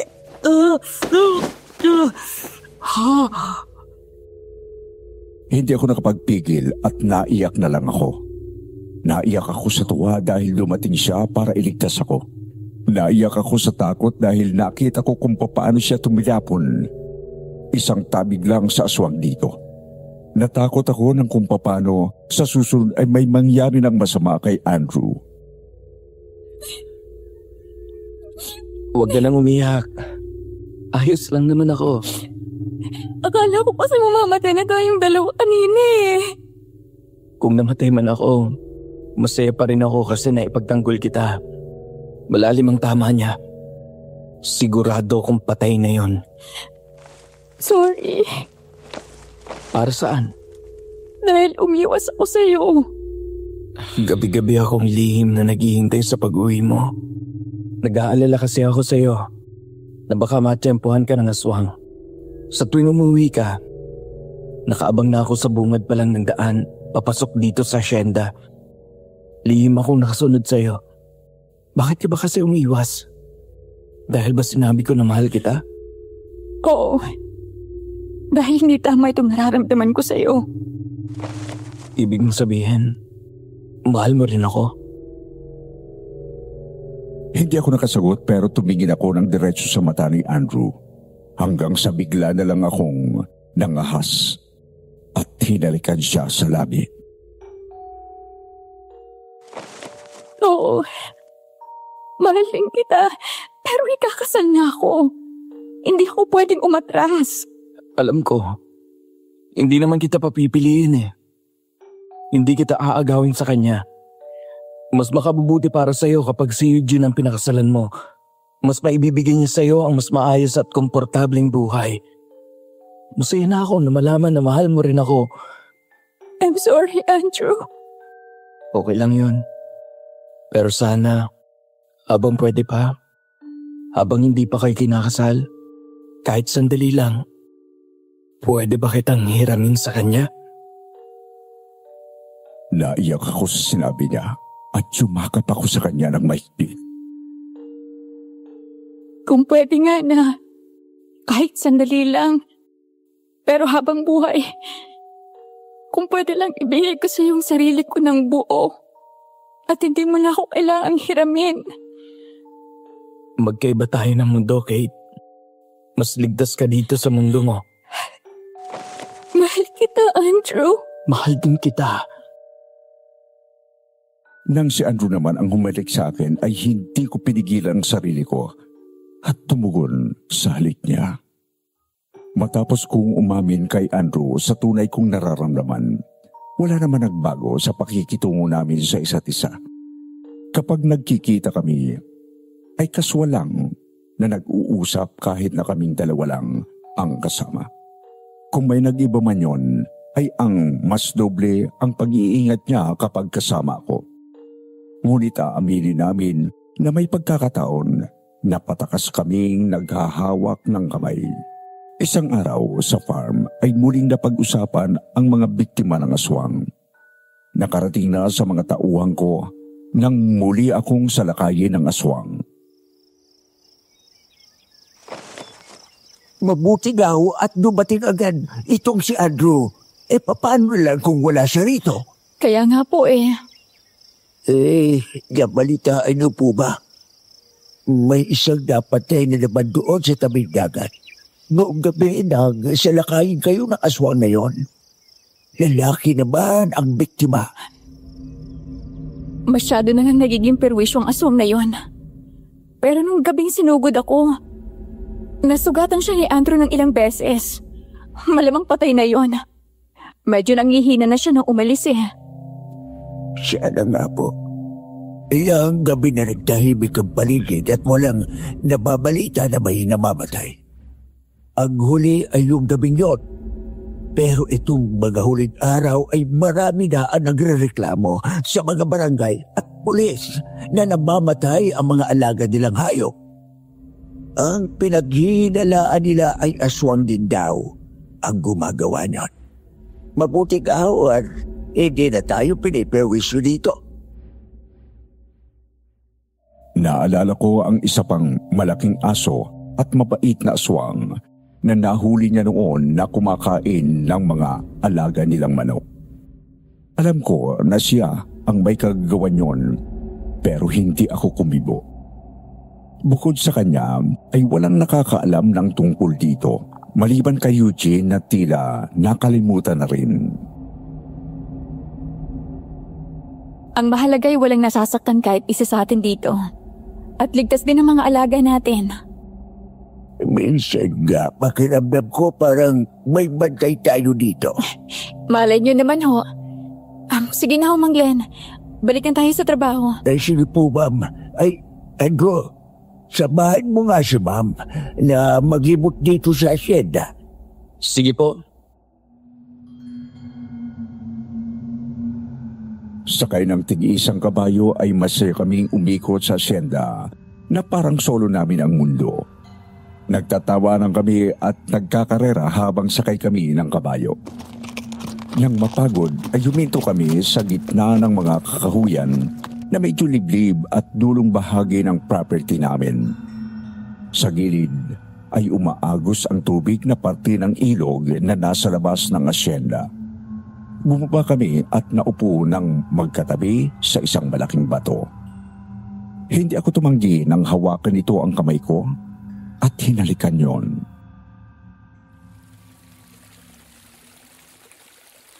Kapag nasiguro ko na wala na yung aswang at patay na, baka hindi na rin ako magtagal dito. Ano? Aalis ka? Wala naman talaga sa plano ko na magtagal dito. Kung hindi dahil sa aswang na yon, ay hindi ako mapapadpad dito sa farm mo. Ginusto ko na manatili dito para maprotektahan kita. Nakaramdam ako ng labis na lungkot. Isipin ko pa lang na hindi ko na makikita si Andrew ay parang sinasaksak na ako sa puso sa sakit. Paano ako? Nandiyan naman si Eugene. Siya ang mapapangasawa mo. Hindi na ba kita makikita? Hindi mo man ako makita. Tandaan mo, palagi mo pa rin ako mararamdaman. Nasa paligid mo at binabantayan ka. Palagi pa rin kitang dadalhan ng paborito mong bulaklak. Iyon ang magiging palatandaan mo na buhay pa ako.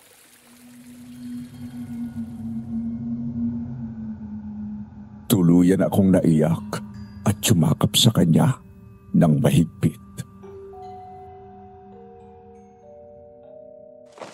Gusto kitang piliin, Andrew. Gusto kong sumama na lang sa'yo. Huwag. Mahihirapan ka lang kapag sumama ka sa akin.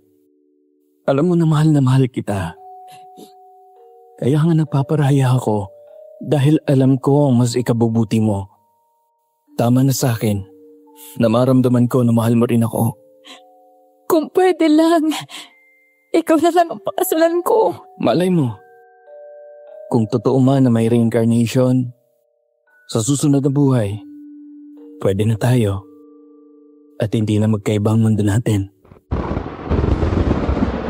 Bigla kami napatingala nang bumuhos ang malakas na ulan.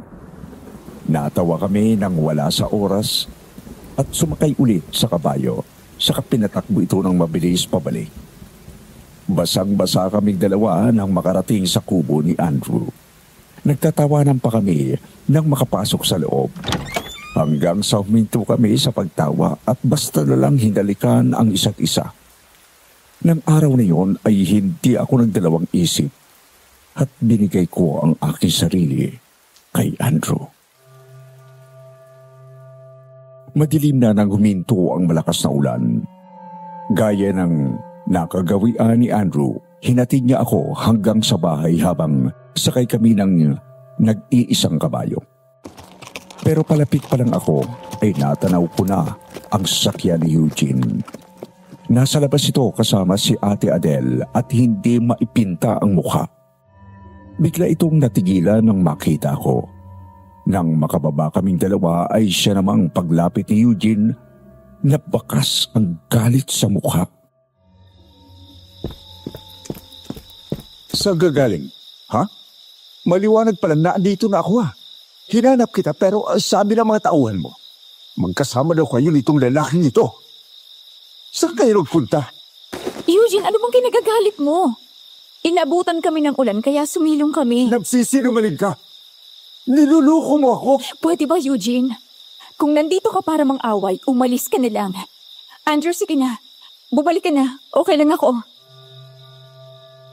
Pero hindi nakinig si Andrew sa akin.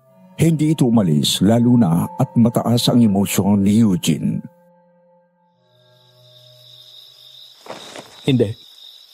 Kapag sigurado na ako na hindi ka niya sasaktan. Anong palagay mo sa akin? Ha? Ikaw, tauhan ka lang dito, hindi ba? Lumayo ka sa fiancé ko, pare. Eugene, tama na yan.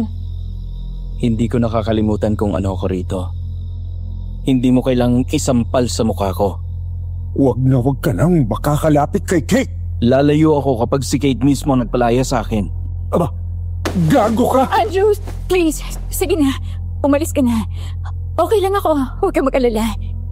Hindi niya ako sasaktan. Napilitang umalis si Andrew habang ako naman ay iniwan si Eugene sa labas. pero agad itong sumunod sa akin. Sabihin mo nga sa akin, saan kayo pumunta ng lalaki yun? Sinabi na nila sa'yo, di ba? Ano bang gusto mong marinig? Umamin ka sa akin, Kate. Are you cheating on me? Are you in love with that man? Gusto mo ng totoo? Yes! Mahal ko siya! Pero alam naming pareho na hindi kami pwede. Kaya kung inaalala mo ang kasal, huwag kang mag-alala, tuloy pa rin yun. Susunod ako sa napag-usapan. Magpapakasal pa rin ako sa'yo. Hanggang doon na lang ba ang papel ko sa buhay mo? Nang dahil sa kontrata? Alam mo ang sagot ko dyan. Maniwala ka dahil pinigilan kong sarili ko na huwag mahulog sa kanya. Pero Eugene, hindi ko hawak ang damdamin ko. I'm sorry. Bukas na darating ang wedding invitation natin. Pagkatapos, ay fitting ng wedding gown mo. Susunduin kita bukas ng gabi. Dad and Mom wants to meet us for dinner. Alam kong mali, Sir Wilmore. Alam ko na nasaktan ko si Eugene. Kahit ako, ay hindi ko inaasahan na makilala ko si Andrew at mamahalin ko siya. Mabigat ang damdamin ko nang gumising ng umaga na yon. Kung gaano ako kasaya kahapon habang kasama si Andrew. Naging mabigat naman ang nararamdaman ko bago ako matulog. Sabagay, kasalanan ko rin. Nasaktan ko si Eugene. Kahit nasabihin ko na hindi ko siya mahal. Engaged pa rin kami. Hindi ko man siya mahal ay may relasyon pa rin ako sa kanya. Pero aaminin ko, hindi ako halos nakatulog dahil sa pag-iisip ko kay Andrew. Kaya huminga ako ng malalim at bumangon para simulan ang araw ko. Matapos kong maligo at makapagbihis para maghanda sa pagpunta sa vet clinic ko, ay bumaba na ako para mag-almusal. Oh, kumusta ka na? Ewan. Ikaw naman. Masyado mong tinuto yung biro ko. Na-in love ka nga talaga sa kanya. Mabait si Andrew, ate. Wala nang dumating siya rito, palagi niya ako inaalagaan. Palagi niyang sinisiguro na safe ako. Anong plano mo? Itutuloy mo bang kasal? Kailangan kong sundin yung napagkasunduan. Mas magiging mahirap para sa'yo kapag tinuloy mo. I'll be fine, ate. Ma'am! Ma'am Kate! Naputol ang pag-uusap naming dalawa ni ate nang humahangos na dumating si Mang Glenn. Halata sa mukha nito na natataranta ito at nag-aalala kaya napatayo ako. Mang Glenn? Anong nangyayari? May mga tao ho sa labas. Mga pulis at kinahanap si Andrew. Ano? Bakit daw po? May nakakita daw kay Andrew kagabi. Sinasabi nila na siya ang aswang. Ano ho? Anong kalokohan ang pinagsasabi nila? May nakakita daw kay Andrew na nagpalit Andrew mula sa pagiging malaking itim na aso tapos naging tao. Bago magpalit ang Andrew daw ay nakita nila na kinakain ng mga alagang manok nila. Tapos ayun, nagpalit ang Andrew bilang tao. Nagkataon na nakilala siya ng isa sa mga tauhan dito. Kaya agad na nagsumbong sa mga pulis. Ngayon, hinahanap siya at hulihin daw. Ate Adele, ikaw na munang bahalang humarap sa kanila. Pupuntahan ko si Andrew.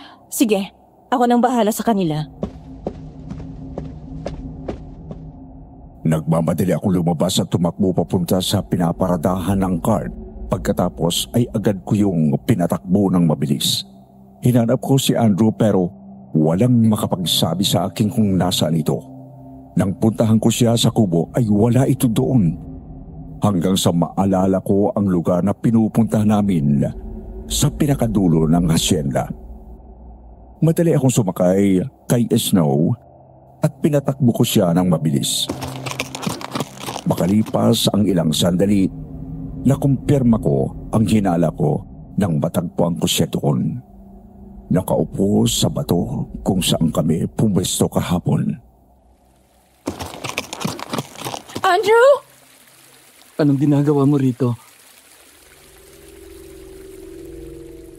Mabilis akong bumaba kay Snow at tumakbo palapit sa kanya. May naghahanap sa iyo mga pulis at mga tao sa bayan. Pinagbibintangan kanilang ikaw daw ang aswang. Sabi may nakakita daw na nagpalit ka ng anyo. Magtago ka, bilisan mo. Huwag ka munang babalik sa farm hanggat maliwanag pa. Kate, naniniwala ka ba sa kanila? Ano bang sinasabi mo dyan? Natural hindi. Hindi ka aswang, okay? Bilisan mo na, kumilos ka na. Umalis ka na muna at magtago ka. Huwag ka magpapahuli sa kanya dahil baka pahirapan ka lang ng mga pulis o kaya saktan ka ng mga taong bayan. Pero paano kung totoong sinasabi nila? Paano kung aswang ako? Mamahalin mo pa rin ba ako? Gaya ng pagmamahal mo sa akin ngayon? Ay, Andrew, ano bang point at tinatanong mo sa akin to? O sige, para matahimik ka. Oo ang sagot ko. Dahil mabuti ka. Kung totoong aswang ka, alam ko na hindi ka mananakit ng tao. Dahil kung masama ka, sa una pa lang dapat pinatay mo na ako. Napangiti ito sa katumayo at bumba mula sa bato. Pagkatapos ay hinalikan ako ng mariin sa labi. Babalikan kita palagi kapag kagat ng dilim. Palagi lang ako nakabantay sa'yo. Kahit saan. Sa lahat ng oras. Kahit anong mangyari. Oh, para sa'yo. Kapag may nakita ka na ganitong bulaklak sa paligid mo, ibig sabihin, nasa paligid mo lang ako. Sige. Mag-ingat ka ha. Hihintayin kita. Tandaan mo, mahal na mahal kita. Sana'y walang magbago sa damdamin mo para sa akin. Mahal na mahal din kita, Andrew. Wala akong nagawa ng sandaling yun kung hindi ang sundan ng tingin si Andrew habang tumatakbo ito palayo papasok sa masukal na kagubatan. Pakiramdam ko ay dinala nito ang puso ko sa pag-alis niya. Nang makabalik ako ay agad kong binalik si Snow sa kwadra niya. Saka ako bumalik sa bahay. Nabutan ko si Ate Adele na pabalik na mula sa main gate ng asyenda kasunod ang mga pulis. Pasimple lang akong tumango habang sinamahan nito ang mga pulis na ikutin para hanapin si Andrew. Lumipas ang ilang gabi, inakala ko na noong araw din na yon na umalis si Andrew ay babalik din ito kinagabihan. Pero mula noon ay hindi na ito nagpakita pa sa akin. Hindi ako makatulog ng maayos sa pag-aalala. Gabi-gabi ay naghihintay ako sa pagbalik ni Andrew, pero ang tanging naabutan ko lang kinaumagahan ay isang piraso ng daisy. Ibig sabihin ay nasa paligid ko lang siya, pero hindi ko maiwasang magtampo dahil hindi ito nagpapakita sa akin. Babe, are you listening? Doon ako napakurap at bumalik ang atensyon ko kay Eugene. Naroon niya pala ito at sabay namin kumakain ng dinner ng ate ko. Sorry, ano nga ulit ang sinasabi mo? Wala ka na naman sa sarili mo. Nagkatinginan kami ng ate ko. Palihim lang itong bumuntong hininga at umiling. Sorry, pagod lang ako. Ano yung sinasabi mo? Ang sabi ko, mabuti na lang at wala dito si Andrew. Munti ka pang mapahamak. Aswang naman pala. Kaya kita pinagbawalan noon na makipaglapit sa kanya dahil alam ko na delikatong tao siya. Oh, please. Ayaw mong makipagkita ako sa kanya kasi nagsiselos ka. Kasama na rin yun. Gaya ng sabi ko, wala kang dapat ipag-alala. Hindi ako aagawin ni Andrew sa'yo. Tuloy ang kasal natin. Kung pwede ko lang madaliin ang kasal eh. Maya-maya ay dumating ang kasambahay at sinabing may lalaki daw na nasa gate at naghahanap kay Andrew at nagpakilala na pinsan nito na nagkangalang Brando. Kaya agad akong tumayo at tumakbo palabas ng bahay.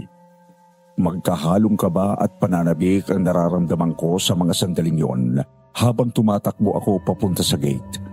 Baka sakali na may balita na ito tungkol kay Andrew. Pagdating ko sa gate ay naabutan ko ang isang lalaki na nasa tansya ko ay mas matangkad kaysa kay Andrew. Mas maskulado din ang katawan nito, pero magkamukha ang magpinsan.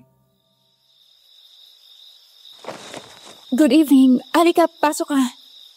Magandang gabi din po, ma'am. Ako po si Brando. Hi, nice to meet you. Kate ang pangalan ko. Pinsan ka raw ni Andrew? May balita ka na ba tungkol sa kanya? Iyon nga ho, sadya ko rito. Itatanong ko sana kung nandito pa siya. May nakapagsabi po kasi sa akin na dito raw nagtatrabaho ang pinsan ko. Oo, tama ka. Pero umalis na siya. Hindi ko alam na sumunod pala sa akin si Eugene. Hinawakan niya ako sa kamay at nilayo ito. Huwag kang lumapit yan. Magpinsan sila, di ba? Baka mamaya aswang din yan. Tumahimik ka nga. Nakakahiya naman sa tao. Para lang sure. Nabalitaan ko nga po. Narinig kong usapan sa bayan na aswang daw si Andrew. Pasensya ka na, Brando. Hindi ko alam kung bakit at saan galing ang balitang yon. Baka mamaya kasi napagkamalan lang si Andrew dahil kamukha niya yung aswang. Pero totoo nga na may aswang dito. Ilang beses na akong muntik mapatay pero palaging swerte at nakakaligtas. Itong huli, si Andrew ang nagligtas sa akin. Ganon po ba? Oo. Sorry kung wala akong may babalita na maganda sa'yo. Hanggang ngayon kasi, hindi pa rin siya bumabalik eh. Actually, hinihintay ko rin siya. Ganon ba? Ang totoo po niyan, naparito ako para talaga siguraduhin na nakalis na siya. Anong ibig mong sabihin? Hindi ka na dapat nakialam nung una.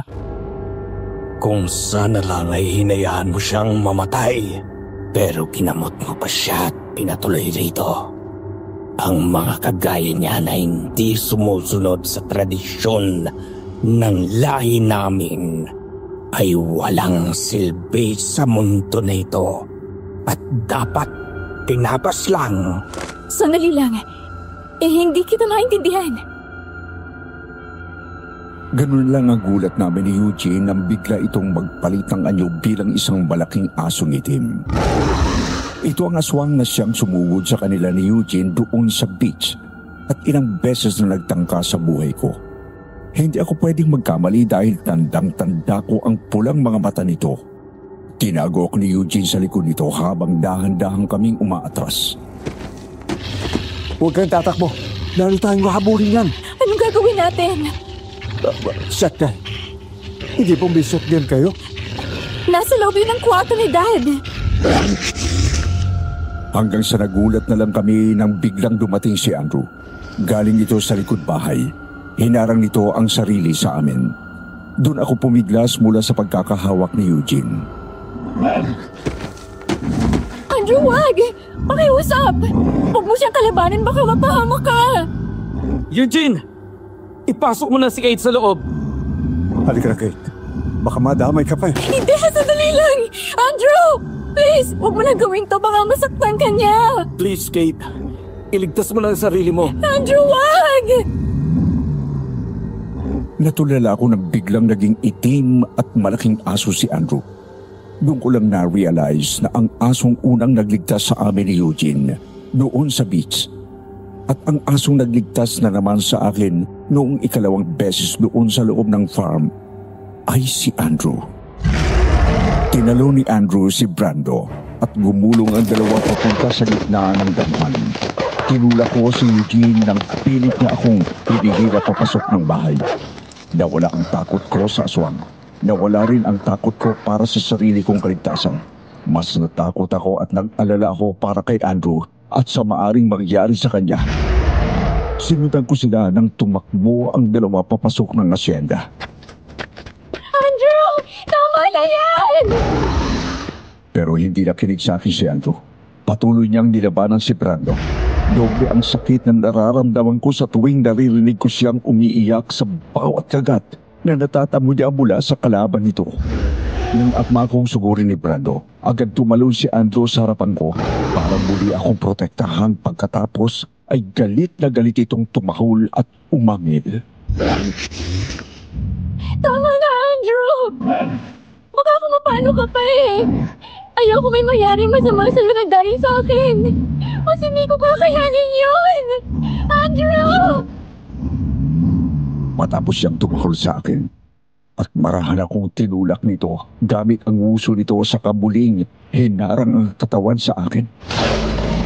Nang muling sumugod si Brando ay sinalubong ito ni Andrew at nakagat ito ang pinsan sa lieg.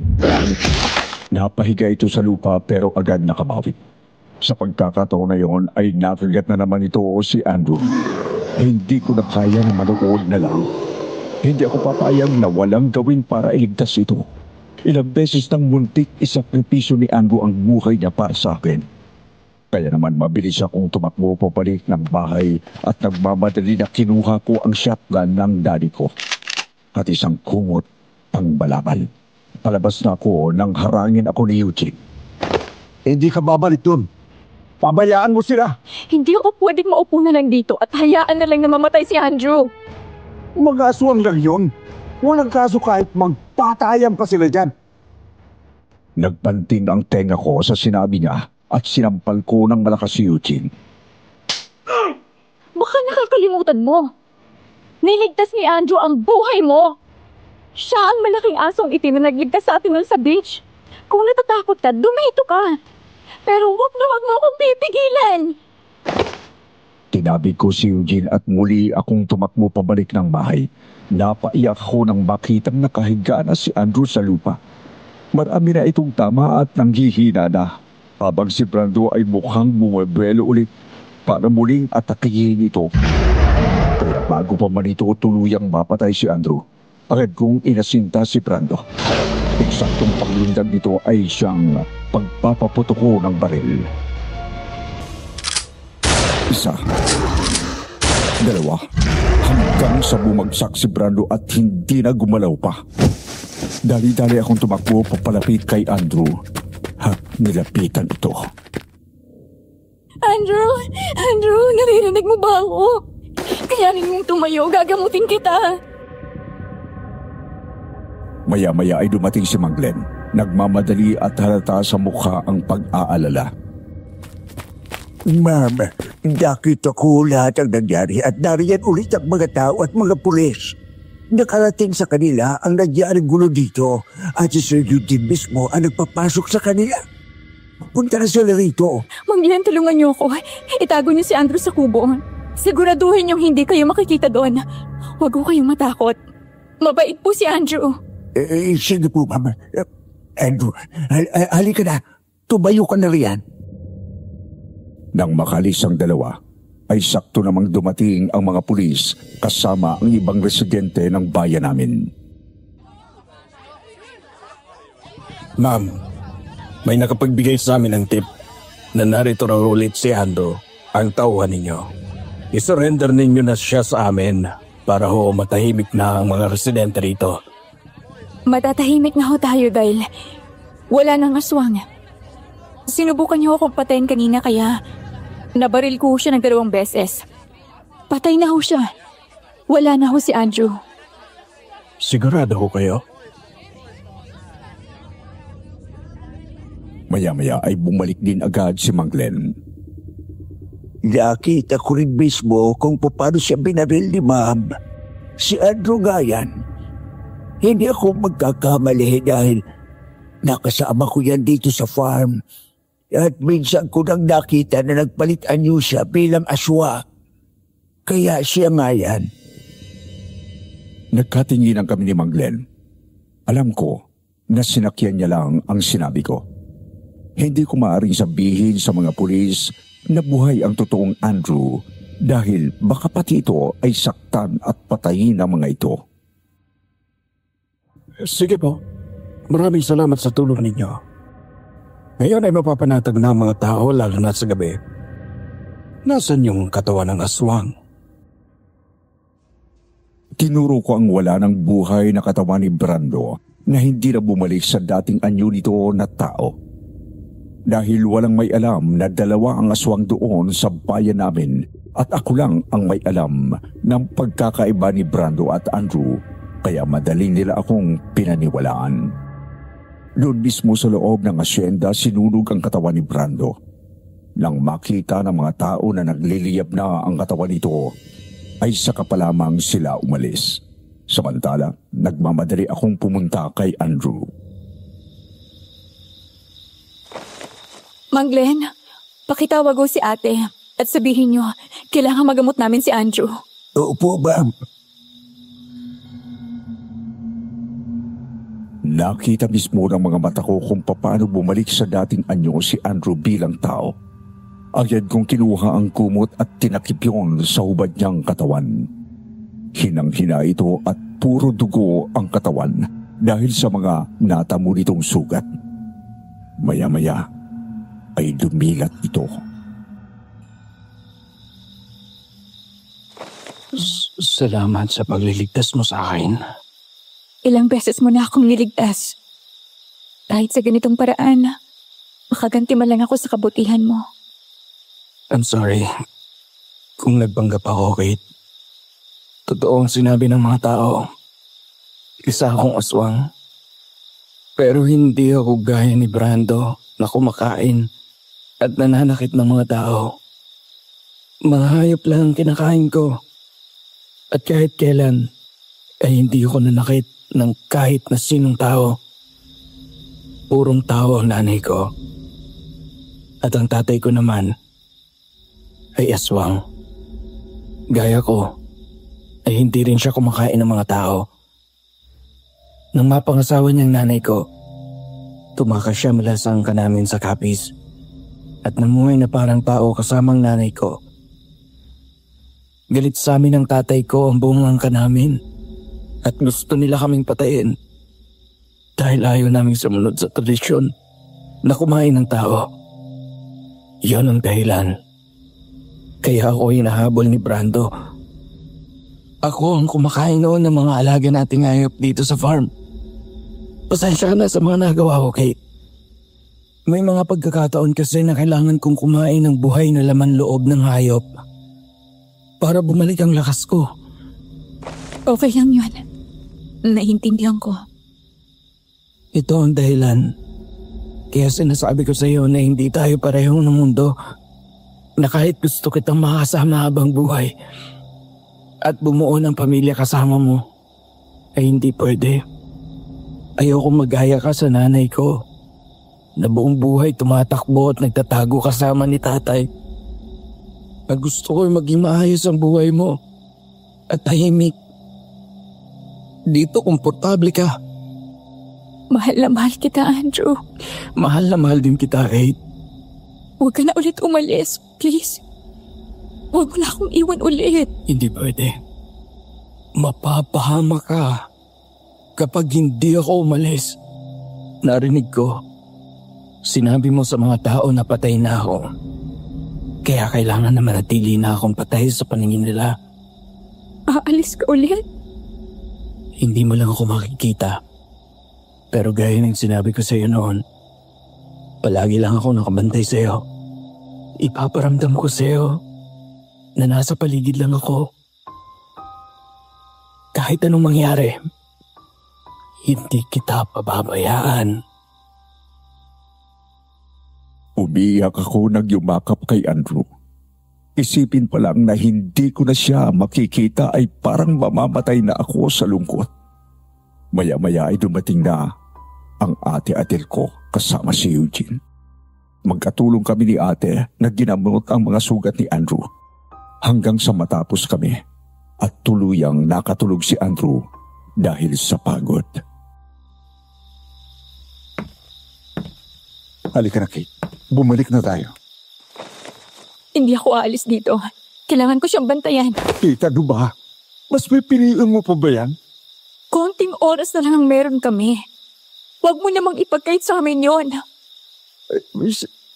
Sa ginawa mo ito, Hindi mo pa naisip na nasasaktan ako? Pinagmumukha mo sa akin na talagang mas mahal mo ang aswang na yan.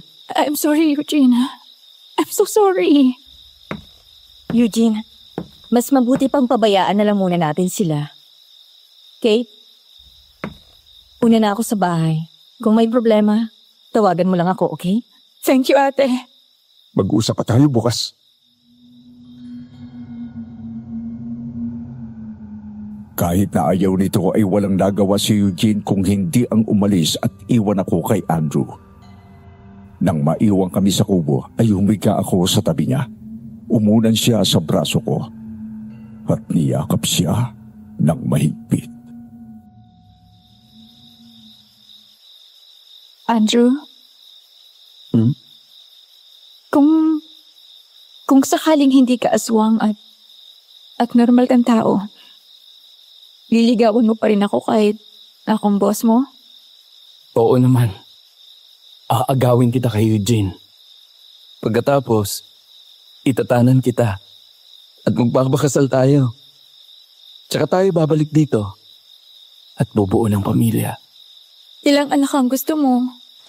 Mga 3 o 4. Tapos, lahat sila kamukha natin. Kapag malaki na sila, yung isa magiging doktor. Yung isa naman, vet gaya ko. Tapos yung isa architect, tapos yung bunso engineer. Tapos tayong 2, magkasamang tatanda dito sa bukid. Tapos sabay tayong mawawala sa mundo. I love you so much, Andrew. Mahal na mahal din kita, Kate.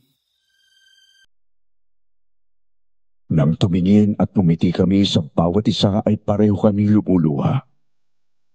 Pagkatapos yun ay hinalikan niya ako na buong puso kong tinanggap. Nang magising ako kinabukasan Sir Wilmore ay wala na si Andrew. Wala siyang iniwan na sulat. Ang tangi niya lang iniwan sa akin ay isang piraso ng kulay pula na Daisy Gebra. Tumakbo ako at hinanap ko siya sa buong asyenda. Nilibot ko pa ang buong bayan pero hindi ko na nakita si Andrew. Hindi ko akalain na ang gabing magkasama kami ay ang huling beses ko na pala siyang makikita. Naghintay ako ng pagbabalik ni Andrew.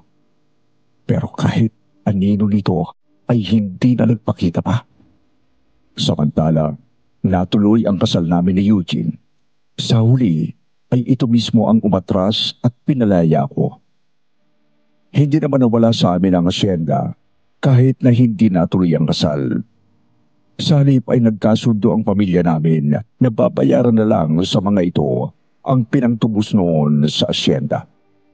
Nabalitaan ko na lang na pumunta na ng Amerika si Eugene at doon na nanirahan.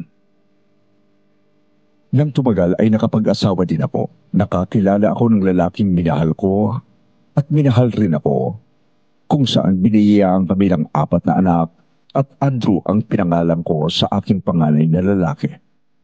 Bukod kay Eugene, Ate Adele at Mang Glenn, wala nang nakakaalam sa tunay na pagkatao ni Andrew.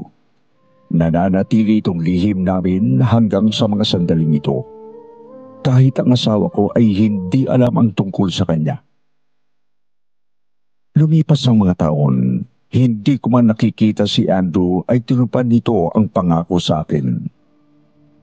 Pinaramdam niya sa akin na nasa paligid lang siya at binabantayan ako. 1 beses kada 1 buwan, sa eksaktong petsa na nagkakilala kami, palagi akong may nakikita na 1 piraso ng Daisy Gerbera sa tapat ng pinto ng bahay. May mga pagkakataon na nararamdaman ko ang presensya niya na nakasunod sa akin. Ang mga picture namin na magkasama ay lihim kong itinatago sa kubo na naging saksi sa lihim namin na pagmamahalan. Hanggang ngayon ay sariwa pa rin sa alaala ko ang mga panahon na masaya kaming magkasama. Sadyang pinagtagpo lang kami ng panahon, pero hindi tinadhana. Siguro sa susunod na buhay, kung totoo man ang reincarnation, nakasakaling pareho na namin matagpuan ang bawat isa bilang mga normal na tao at malayang mamahalin ang isa't isa. Alam ko na mahirap paniwalaan ang kwento ko, Sir Wilmore, pero talagang may mga nangyayari sa buhay natin na mahirap ipaliwanag. Sa kabila ng pagkatao ni Andrew, hindi ko pinagsisihan na minahal ko siya. Sana ay nagustuhan ninyo ang aking kwento. More power sa inyong programa. Sana ay mas marami pa kayong mapasaya sa mga kwentong kababalaghan ninyo. Hanggang sa muli at maraming salamat po. Nagmamahal, Mary Kate.